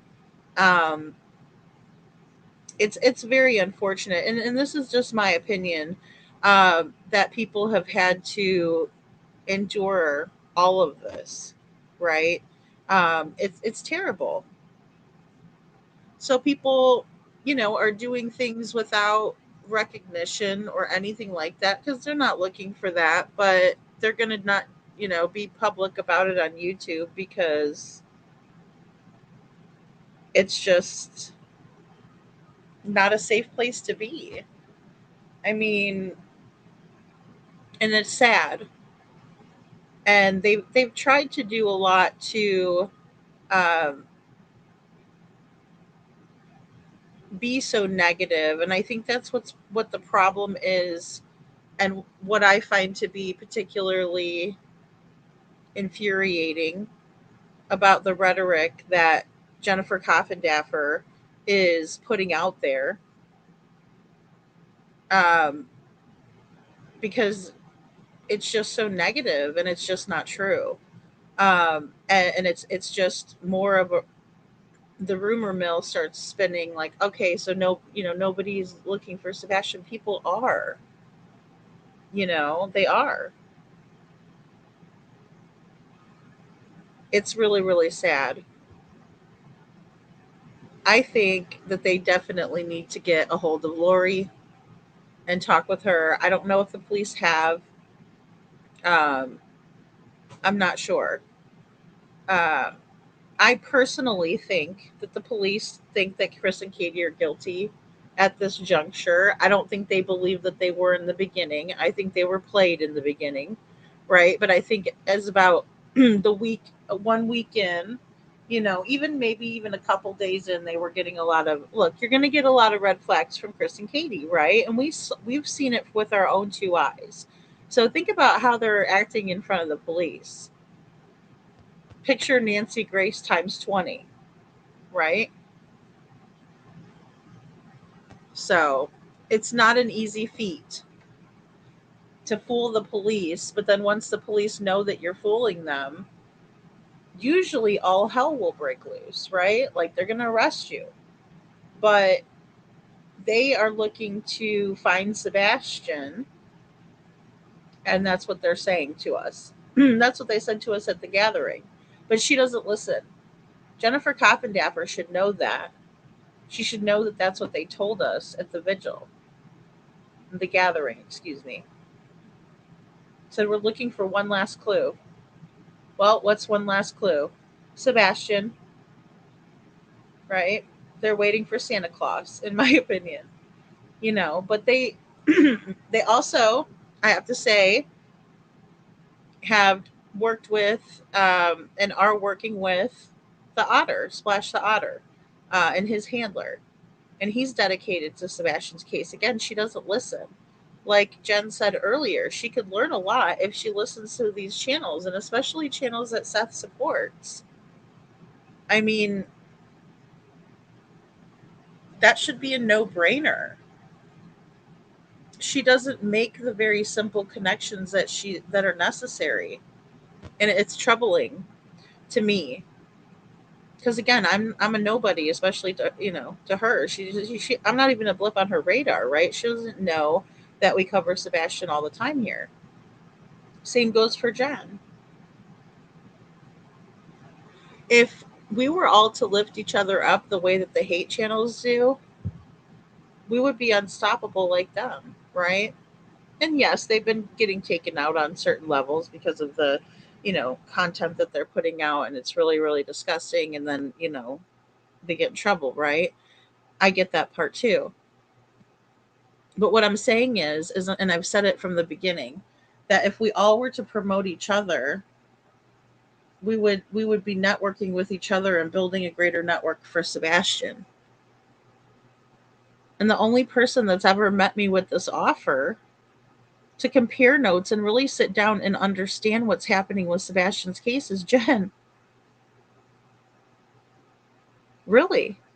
Because I've asked creators, could we all get together and compare notes? And Josh from the lab also agreed to come on the panel, but that's just my fault, guys, because I've been really, really busy, and I want to make sure I do a good show and stuff like that. So, but with that being said, so I'm not saying that there aren't great creators out there. And again, I'm just saying that when it comes to Sebastian's case, Jen and I literally compared notes. And we did that when I went for Pigfest. So right away, Jen and I were working, and then we work independently on our channels and stuff. So that is very important. That is what keeps everybody in business and working for a greater cause. But when people don't do that, that's a problem. So it's really about lifting each other up and working together. And I don't know. I just for the life of me can't figure out why we can't get it together for Sebastian. But again, I didn't ever really think about Jennifer Coffindaffer as being part of Sebastian's army, just because I never liked her to begin with. Maybe that's probably it. Hey, Brenda Brown, good to see you. Gosh, I'm being a real bitch tonight. I'm sorry. Like I said, I was not expecting this, and then Jen's like, "Well, here comes the dark moon." I was like, "Okay." Yeah. So, because I'm here to tell you, and we do need to do better. Be what you want to see. It was so disappointing to hear, but at the same time, I am so glad. Yeah, we're definitely keeping it going. That girl has less than 50 subs after 2 years. Well, I mean, she's gotten most of her subs, Shauna, from the Nancy Guthrie case. These channels are blowing up. As long as they are staying on Nancy Guthrie's case, they are blowing up. Well, she is keeping the need for the public attention, how the public is just constantly wanting to hear about Nancy Guthrie, Nancy Guthrie. That's what she could actually do for Sebastian. She could be what she wants to see. That's what I'm calling out. That's what I'm calling out, sis. Miss Shauna. Calling it out. Yeah. Yeah. Hey, Michelle. Yeah, yeah. You'll have to hit that replay. Yeah. Yeah, right? Mhm. There's just not I'm not finding any insight at all. Not finding anything. I'm finding a lot of regurgitating information about Nancy Guthrie case. It's absolutely ridiculous. It's a bunch of regurgitation. I mean, pulling strings like, is Porch Guy dead? How do we know? Who cares? Where's Nancy? Figure out Porch Guy and all of that after you find Nancy. Where's she at? I love Jen so much. She's like, let's find Nancy. Hashtag find Nancy. All right. The porch guy. I don't even know I mean, I know who he is, right? But he's the reason why I'm like, F this case.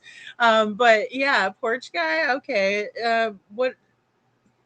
First of all, porch guy wouldn't have been able to carry Nancy out by himself. Let's just put it like it is. Where's Nancy? Where's Nancy? I mean, you ain't talked about the political side here. Jen, you haven't talked about Alan Dershowitz. You haven't talked about all them Epstein files being dropped. Let's really get into the juice of what happened to Nancy and how this motive could have been a political motive, a political move. People that want to hurt Savannah. Well, it could have been maybe it was a robbery gone wrong. Well, maybe they wanted to go and rob the next door neighbor's house and they ended up at Nancy's house. Oh no, I don't know who came up with that theory, but that's a real shit theory. Let me tell you one thing. That guy's backpack was full to the brim. When you're going to steal something, you come with an empty bag. Okay? First of all. Second of all, I agree with Jen 100%. Epstein files all the way. Huge factor and absolutely could be a motive.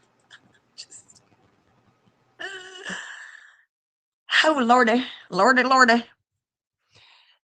Let me go ahead and let me show you something. Let me just show you guys something, okay? Let me show you.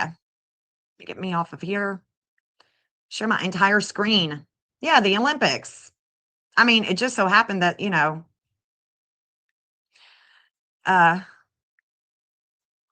ambassador for Israel was there in town too. I mean, there was all kinds of things going on. It was perfect. It was perfect storm, perfect plan.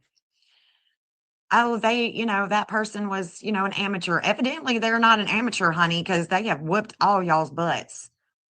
So what I'm seeing right now is the 2904 that is connecting to Sebastian. Limits and obstacles coming with Chris Proudfoot, and I'm sure that he's going to hear about what Jen said too today. And it looks like the nodes are coming to Chris Proudfoot's work or his father. Here is this morning. This is the relationship with Sebastian. Okay, so let's get it.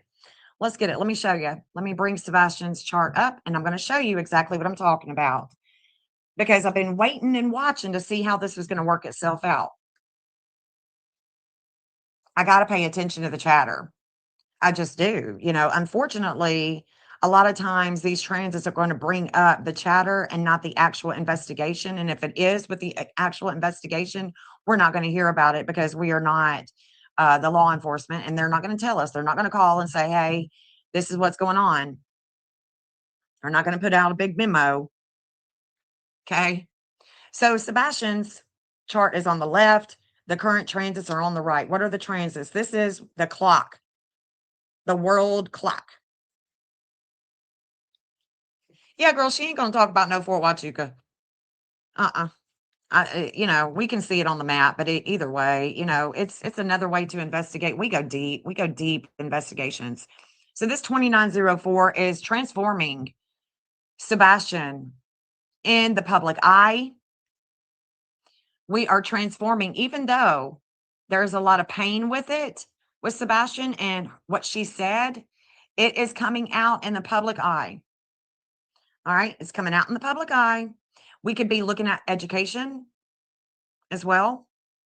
Mars is going to come to that 810 and make contact and activate this part of fortune. And then what Mars is doing, though, is Mars is here, right here in the 6th house of health, his everyday, his health, money, values. Right here, Mars. Mars is actually transiting in an opposition to the wisdom of the past, to the wisdom of the past investigation. And as you can see, the moon out of 1932 is here in the past investigation with the trash, with the SA, any type of containment. The moon is going to be coming here. As the moon comes and sits here out of 2656, it is going to oppose his relationships in Maryland with the chatter of Maryland, not necessarily Maryland, but the chatter of Maryland. We've got a relationship that is activating health factor with communications in the 7th house of relationships and partnerships. So we are seeing the astrology, the innovator. Yes, you're right. That's me right here about the world health, calling it out and saying, hey, be what you want to see. Right? Right. That's right. We could look at different charts, different people. We could really start bringing it in. There is a letting go here with Kathy Bowersox with this 142. This is also the FBI. The 142 is also the FBI. The connection with Kathy Bowersox in the public eye with money, with values. We just keep on going, going, going, going.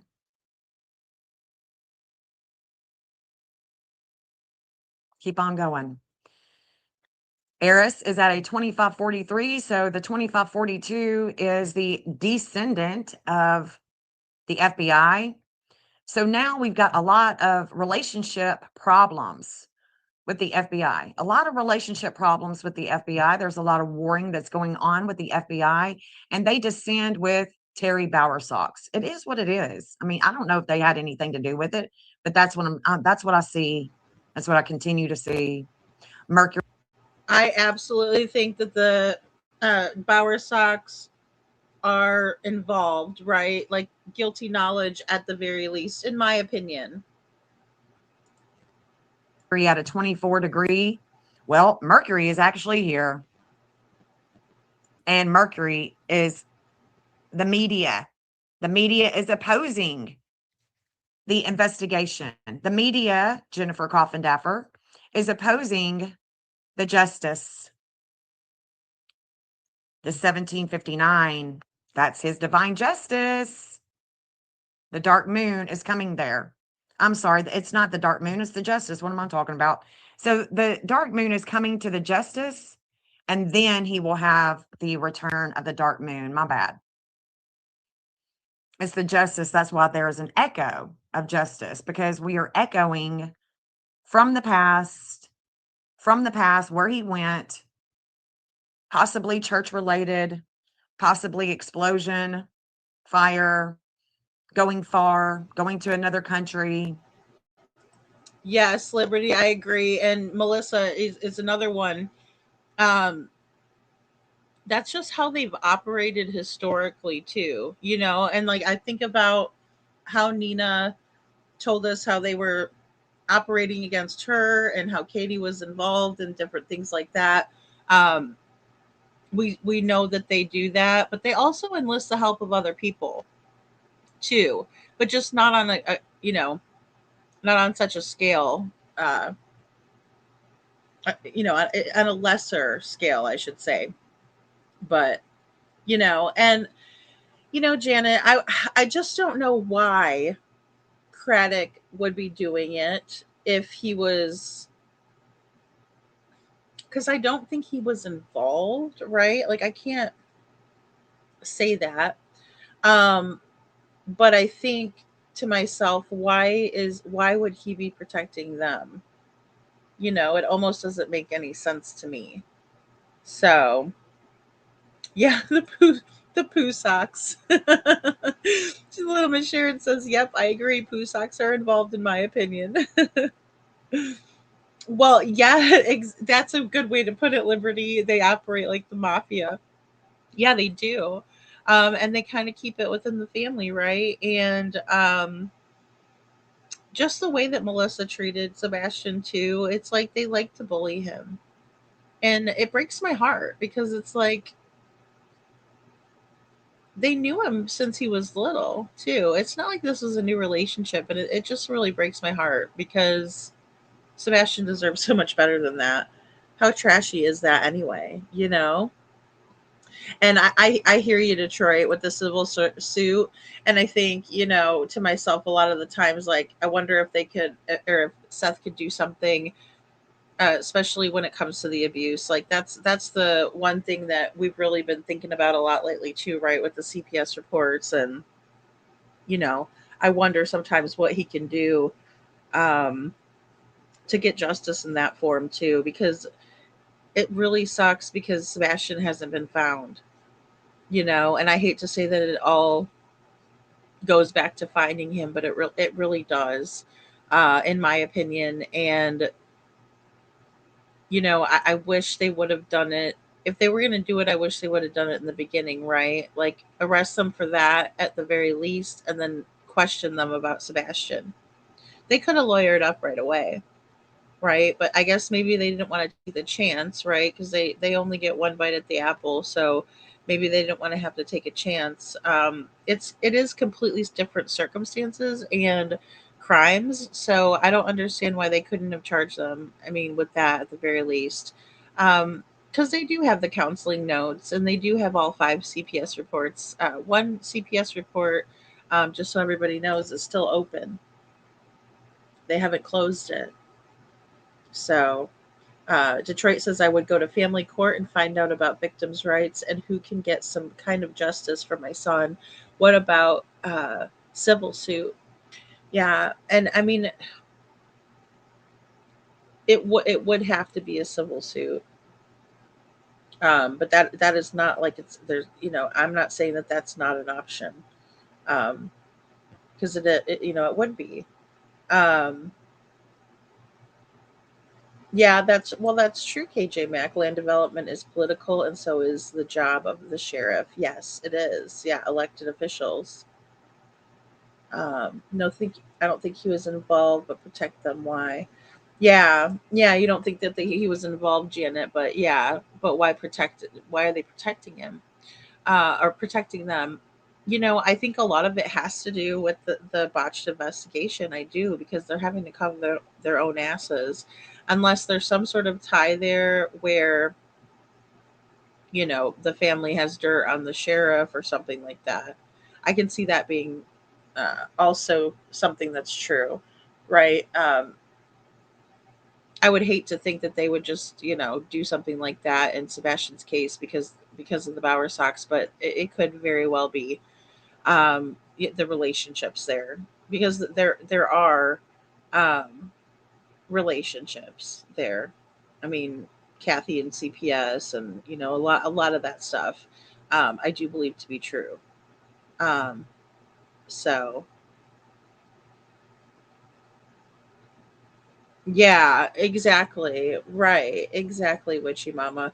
Well, they could have gotten a whole lot of information from them up front, but it does make me wonder again if they lawyered up very early on, and all of us have that right. I can't say anything on that subject because we all have the right to do it. It just is what it is, right? Like we can all lawyer up, um, or we can choose to talk.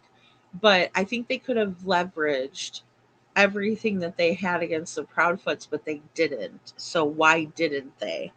Because again, very early on, and they're collecting footage and that sort of thing, um, they would have to know about the CPS involvement very early on, especially because Mr. Proudfoot was being called out by numerous creators. And then he went on Smiley's panel again and spilled the beans about there being CPS involvement and that he was belting Sebastian, um, and all of that. So, in my opinion, they truly missed the boat, um, because yeah, they could have hauled them in and leveraged that information. What of these 5 CPS reports? And there was just one recently at the beginning of the month. What do you guys try? I mean, that would be that's like, uh it just really hurts because they could have used that in the beginning and they didn't. They totally dropped the ball. We're operating under the assumption that Sebastian walked off. Well, you're a fool for it.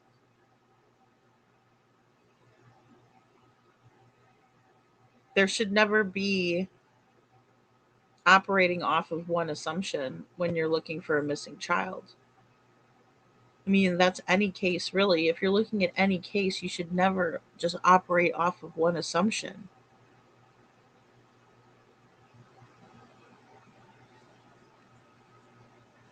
Yeah, they really screwed the pooch because they really could have,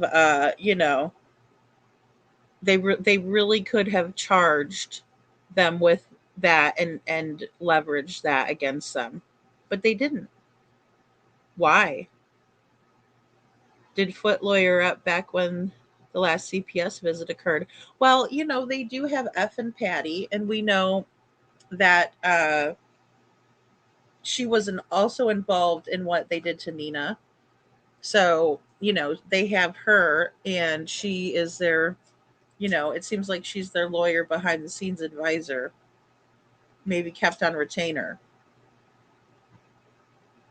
I don't know who their lawyers are, but I'm sure they have one on retainer because that's probably the only reason that Chris was saying that, no one questions my wife without me, and our lawyer.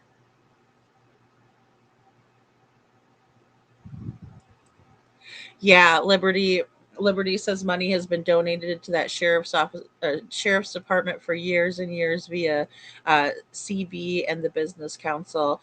And we know that they're very well known in the community. I will say that also. That's a good point, Liberty, and you know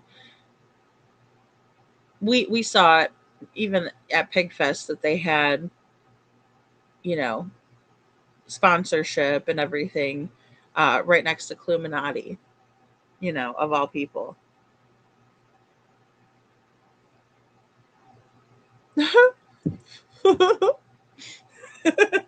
When she says missed the boat, I'd say sunk the Titanic and screwed the pooch. They did because they never leveraged it. Witchy, they really did. They totally screwed up. That's so funny. I was like, I wasn't paying attention to chat. I was just going on my tangent. No, good police never assume anything. That's right. We can't even assume anything. We'd be doing a disservice if we did. In my opinion, CP is not going to let anything out. No. No. Yeah, you always have to do it, right? You have to be looking for the child actively when they're missing and, assume that they are out, close to the house, right? You do the radius search. I understand that. And they did that. But, I mean, right off the bat, they have to know 5 CPS reports, you know, and when you look at that and you're also, finding footage and there's no footage of the child leaving the house on their own, that's a big indication. I mean, when you check that ring camera from across the street and you realize that he never walked out that door, Katie, never walked out that door. No footage of him walking out, quote, that door, end quote. right? Nothing. Not a damn thing. So right there is your big indication that Katie is a lying sack of shit. Because she's telling you that she thinks Sebastian walked out that door. Right, Sheriff Craddock? That's what she's telling Holly Pollyanna Thompson. She's saying, I don't know why. And she's crying too and carrying on. And I almost believed her. I was like, there's no way this lady killed her son. Look at her. Aw, well, I bet you it's Chris. I bet you that guy seems like a hothead. And he was acting weird. And he was doing the thing like shrugging and I don't know, that stupid thing he does. And Katie's over there crying and rocking back and forth. And I'm like, damn, what happened? Does she, and then I'm thinking to myself, does she know what he did, but she's scared to say what he did? Right? But she was having me fooled there for a second. I don't know why he walked out that door. And I'm thinking any day now we might get some footage of him like walking out the door, right? Leaving out the door, running out barefoot because she was, there was an issue. We never got that. We don't even have confirmation that he made it home. They say someone took the trash out, but you can't tell who it was. Everyone's told us that. Seth has told us that. Bobby the neighbor told us that. The neighbors across the street can't tell who it is. Because Katie and Chris blacked their house out that night, in my opinion. Let's not forget we have a lady who works for Brink's Home Security, but has no home security whatsoever. And thank you, little Miss Sharon. That's right. Yeah, she can't believe he walked out and Ellie is waiting for him to walk back in it. Well, exactly. And, that's why I played that detective from, or somebody, it was someone they interviewed about Dee Warner's case. It's like if you find the person or not. I didn't like the way he said the body, right? But obviously with Dee, we knew she wasn't with us anymore. At that point. But but if he would have said like person, right? But you don't wait for fucking Santa Claus to come around and drop him at your, under your chimney. Under the tree. You don't. You go out and solve the case. You go looking. You go speak to people again. Interview the parents again. Have Seth down there. Pull him in too. Right? Why not? I have this Pascal video and I need to upload it. It needs to saved in my phone. It's being a pain in the butt. So Seth says the reason why I don't think that the Proudfoot's house was thoroughly checked is because my house wasn't, my vehicles weren't thoroughly checked. Right. And Seth has said that a couple of times where it's like, well, if they didn't look into certain people in my circle, how do I know that they're looking into people in theirs? And he puts himself right there. He doesn't have anything to hide. He said the same thing over and over. Aw, thank you, Brenda Brown. How sweet of you. I'm waiting and praying for the day that CP and KP are in orange jumpsuits and silver bracelets. Aw, thank you, Brenda Brown, for your super chat. Yeah, I agree.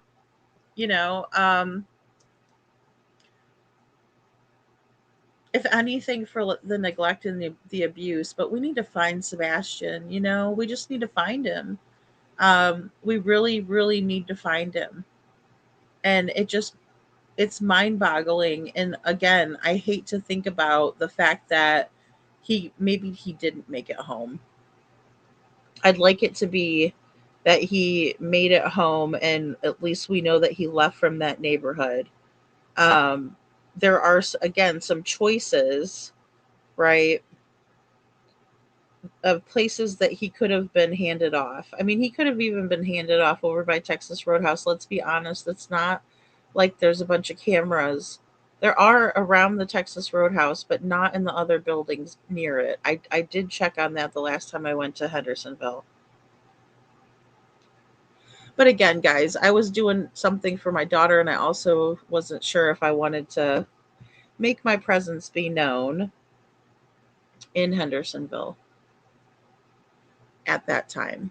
But I did stop over there, um, and I wanted to scope out the area, um, because again, there was a lot going on at Texas Roadhouse that night, and that's the last time Sebastian was seen on camera, was at the Texas Roadhouse, and he was being told something. We just don't know what. But I could tell by his body language he wasn't liking what he was having to hear. Going to another country and the justice, we are echoing that. And so that's already an orb, right? It's already an orb. We are echoing that. The divine justice at a 950, well, she has already opposed Ceres. That's the agriculture. If he was on a farm, if he was on a church, something farm or whatever, that would be opposing the dad, his public image. We can see that there is a reigniting of a flame with Vesta in Aries, and she is going to be right here. Okay, guys, and yeah, Detroit. I will say, I just didn't want to think that Katie did it at first. I was just like, no, I don't think, I don't. If she did do something to him, and especially because Chris is like stuttering. I don't think Chris really realizes how ignorant he comes off as, and stuttering and all. And he's like, I was in Memphis, and and I'm like, oh, he's lying his pants off, right? um and again, I was like, okay, she's crying, she's showing emotion, she's very upset, she's distraught. But I never watched the first interview with Duchess. I thought the first interview was Holly Thompson. If I would have listened to the Duchess interview first, I would have had a gut feeling about Katie because she was fake crying. But when she was on camera, she absolutely was crying and working herself up and doing the back and forth and all of it. Mr. Snuggle Struggles acts like he's Barney Fife playing the part of sheriff. Oh. But Detroit says she had a gut feeling, and I just wondered, is Katie part of it, right? And there was a couple of things that really stood out to me in the interview. But I did analyze that, and I analyzed a lot of their interviews. That's why I wanted to go back and start, interviewing, listening to Seth's interviews, because they're very telling. And again, just knowing that he was saying they're not really thoroughly checking, because they're not thoroughly checking me. So how do I know they're thoroughly checking them? Right? And they weren't, though. They were too busy lying to all of us and saying that the trash truck was the lights. Igniting a flame, a lot of action with schools, competition, creativity with children, and the justice, the contracts, the justice with the law enforcement. So, yeah, we haven't stopped. We just investigate in a different way. Yep. We just investigate in a different way on this channel.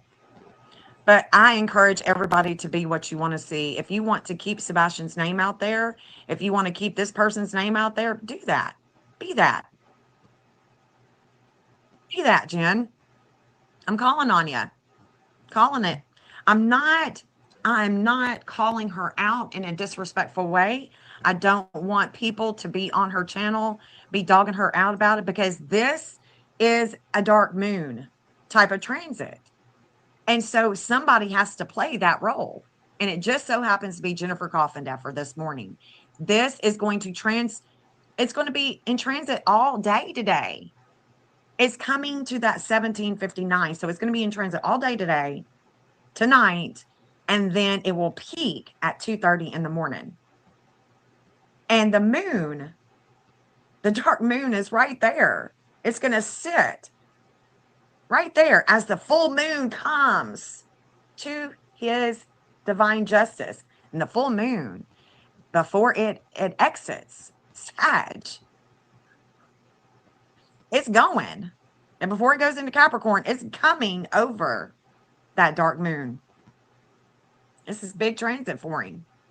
And we are witnesses. We are watchers, and that's what we're going to do. And we're going to watch it, guys. So thank you guys for being here. These girls are going to be pulling up any minute. I'm going to get ready for them. But I wanted to quickly come on here and say, hey, we haven't stopped. We don't have a big channel. And I encourage those that do have a big channel to continuously talk about Sebastian. Because if you think that it's dead on the vine and no one is talking about him, be the change. Be what you want to see. Boom. Okay. Okay, guys. Detroit. Doing the nails, dancing. Yep. Yep. Yeah. And the least you could do is throw us a friggin' bone. I'm going to go one further and say, the least you could do is throw us a friggin' bone because we have not stopped. We have not stopped. Yes, this too will pass. It is for a purpose. All is okay. That's right. All is okay. All will be okay. We don't want this channel to be a drama channel. This is not what this is about. I'm not creating drama. I am bringing attention where it's needed. Okay. Bringing attention where it's needed.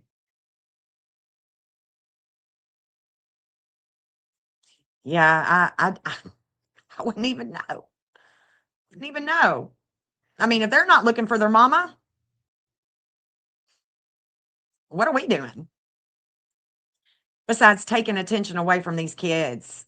Let's bring it back to the kids, guys. Let's bring it back to the kids, Jennifer Coffindaffer. All these people that you have gained, let them know about Sebastian. More than just talking about his case is dead on the vine, because it's not. We're still looking for him. We don't have to be out in front of Proudfoot home. That's not going to find Sebastian. We're looking for him. We're looking, actively looking for Sebastian every day.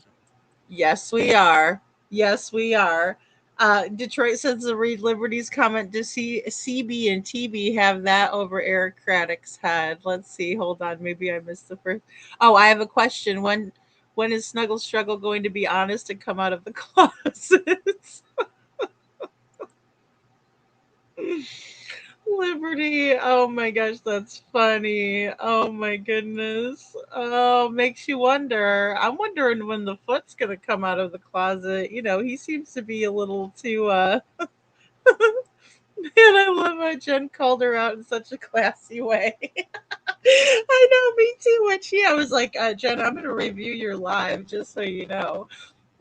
Because no, the way that Jen did it was so great, and I knew it. I was like, I can't be so nice because I'm so mad.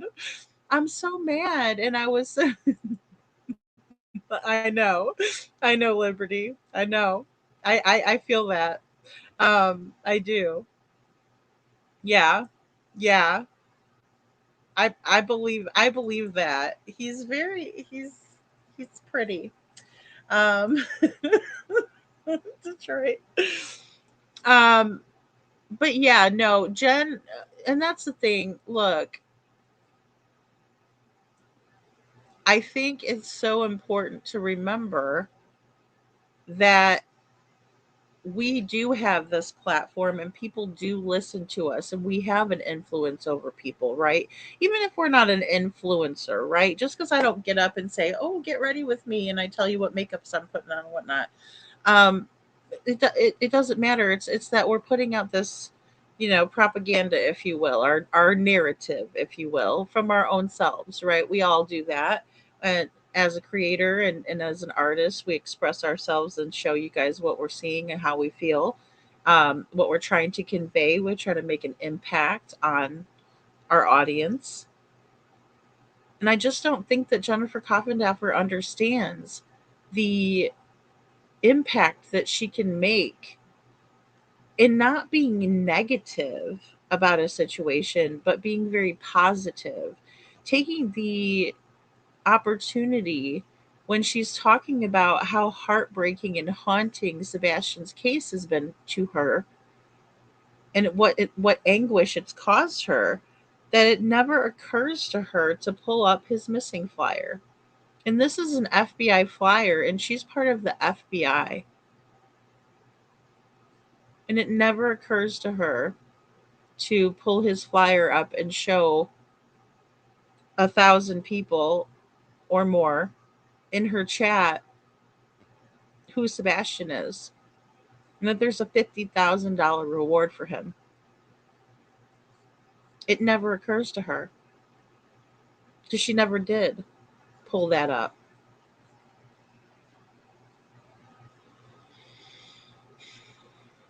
That's really sad. It's on our minds. We haven't stopped.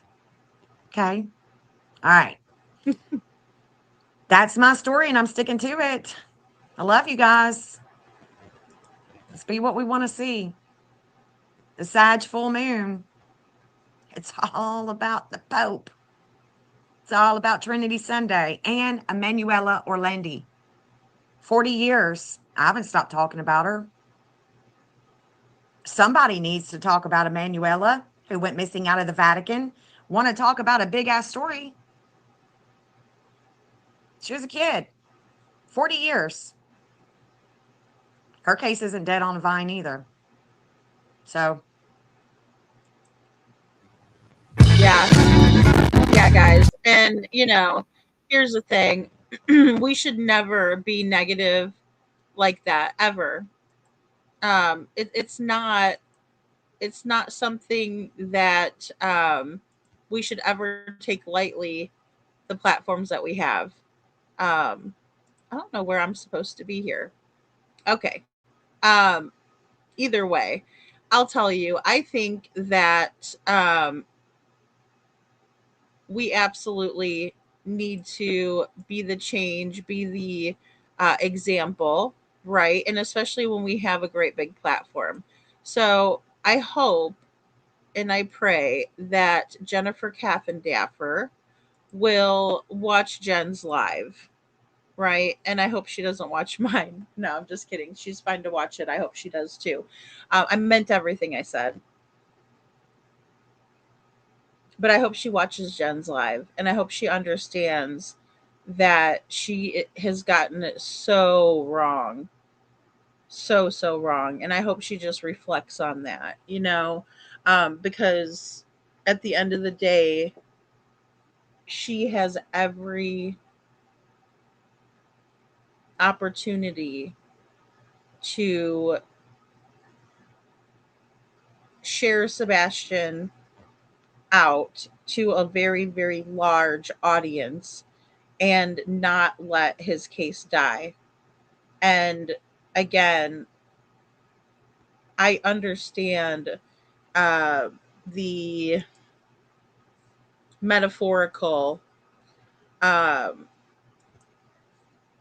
understand the metaphor. I do. I get it. Um, however, take the opportunity maybe next time to say, so that's why it's so important for us to continue to spread awareness and apply public pressure so that maybe this case can be moved to another jurisdiction, the FBI, something like that. But instead, she says, oh, well, she's given up. But we haven't, and we won't give up. So I would just encourage you guys, please share Sebastian's flyer out. Help out wherever you can with awareness. And, that's what is going to be something that we can do. We can pray together, and also consider coming to one of the searches. We really need to get one together, and maybe that can be the next big thing that we do. um, it just needs to happen. It just needs to happen. And you know yeah, it's like that's the way the cookie crumbles, right? When she, oh my goodness, oh my goodness. Detroit, he walks like a woman and talks like a man. Ooh, my snuggles. Oh my goodness, you guys are funny. Oh my goodness. Yeah. Well, and I hope he just gets right with himself because he needs to do his job and he needs to find Sebastian.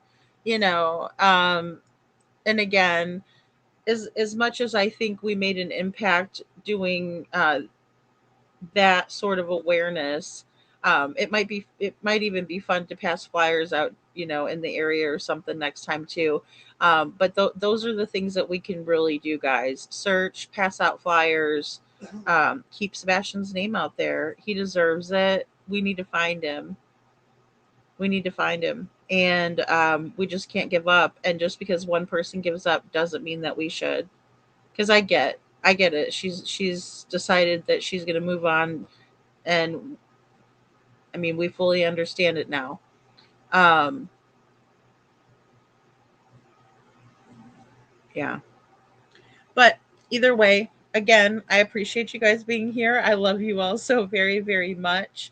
I will be on again tomorrow. We have a great show planned with Jennifer Aaron, author, and we're going to go over Darvo tomorrow. So I'm really excited about that. And we're going to talk about just basically what to look out for and give you guys some examples of some high profile cases. And I think it's going to be a great show. I need to get prepared for that. So I may go on in the afternoon for a little bit. Um, or I'll just see you guys all at night court. I'm really hoping to get that video out. I still haven't been able to save it. So we're going to do that as well. Thank you, Bo. Thank you, Witchy. Thank you guys so much, Detroit. You guys have me laughing, Liberty. Ciao, KJ Mac. Thank you guys so much for always being here and just supporting the cause and Sebastian. Sebastian's army is Sebastian strong, guys. And we have Seth. He's leading the way. He's always looking for Sebastian. We just need to be there for him, um, you know, and we're going to continue doing that. So I love you guys all very, very much. And I'll see you all next time.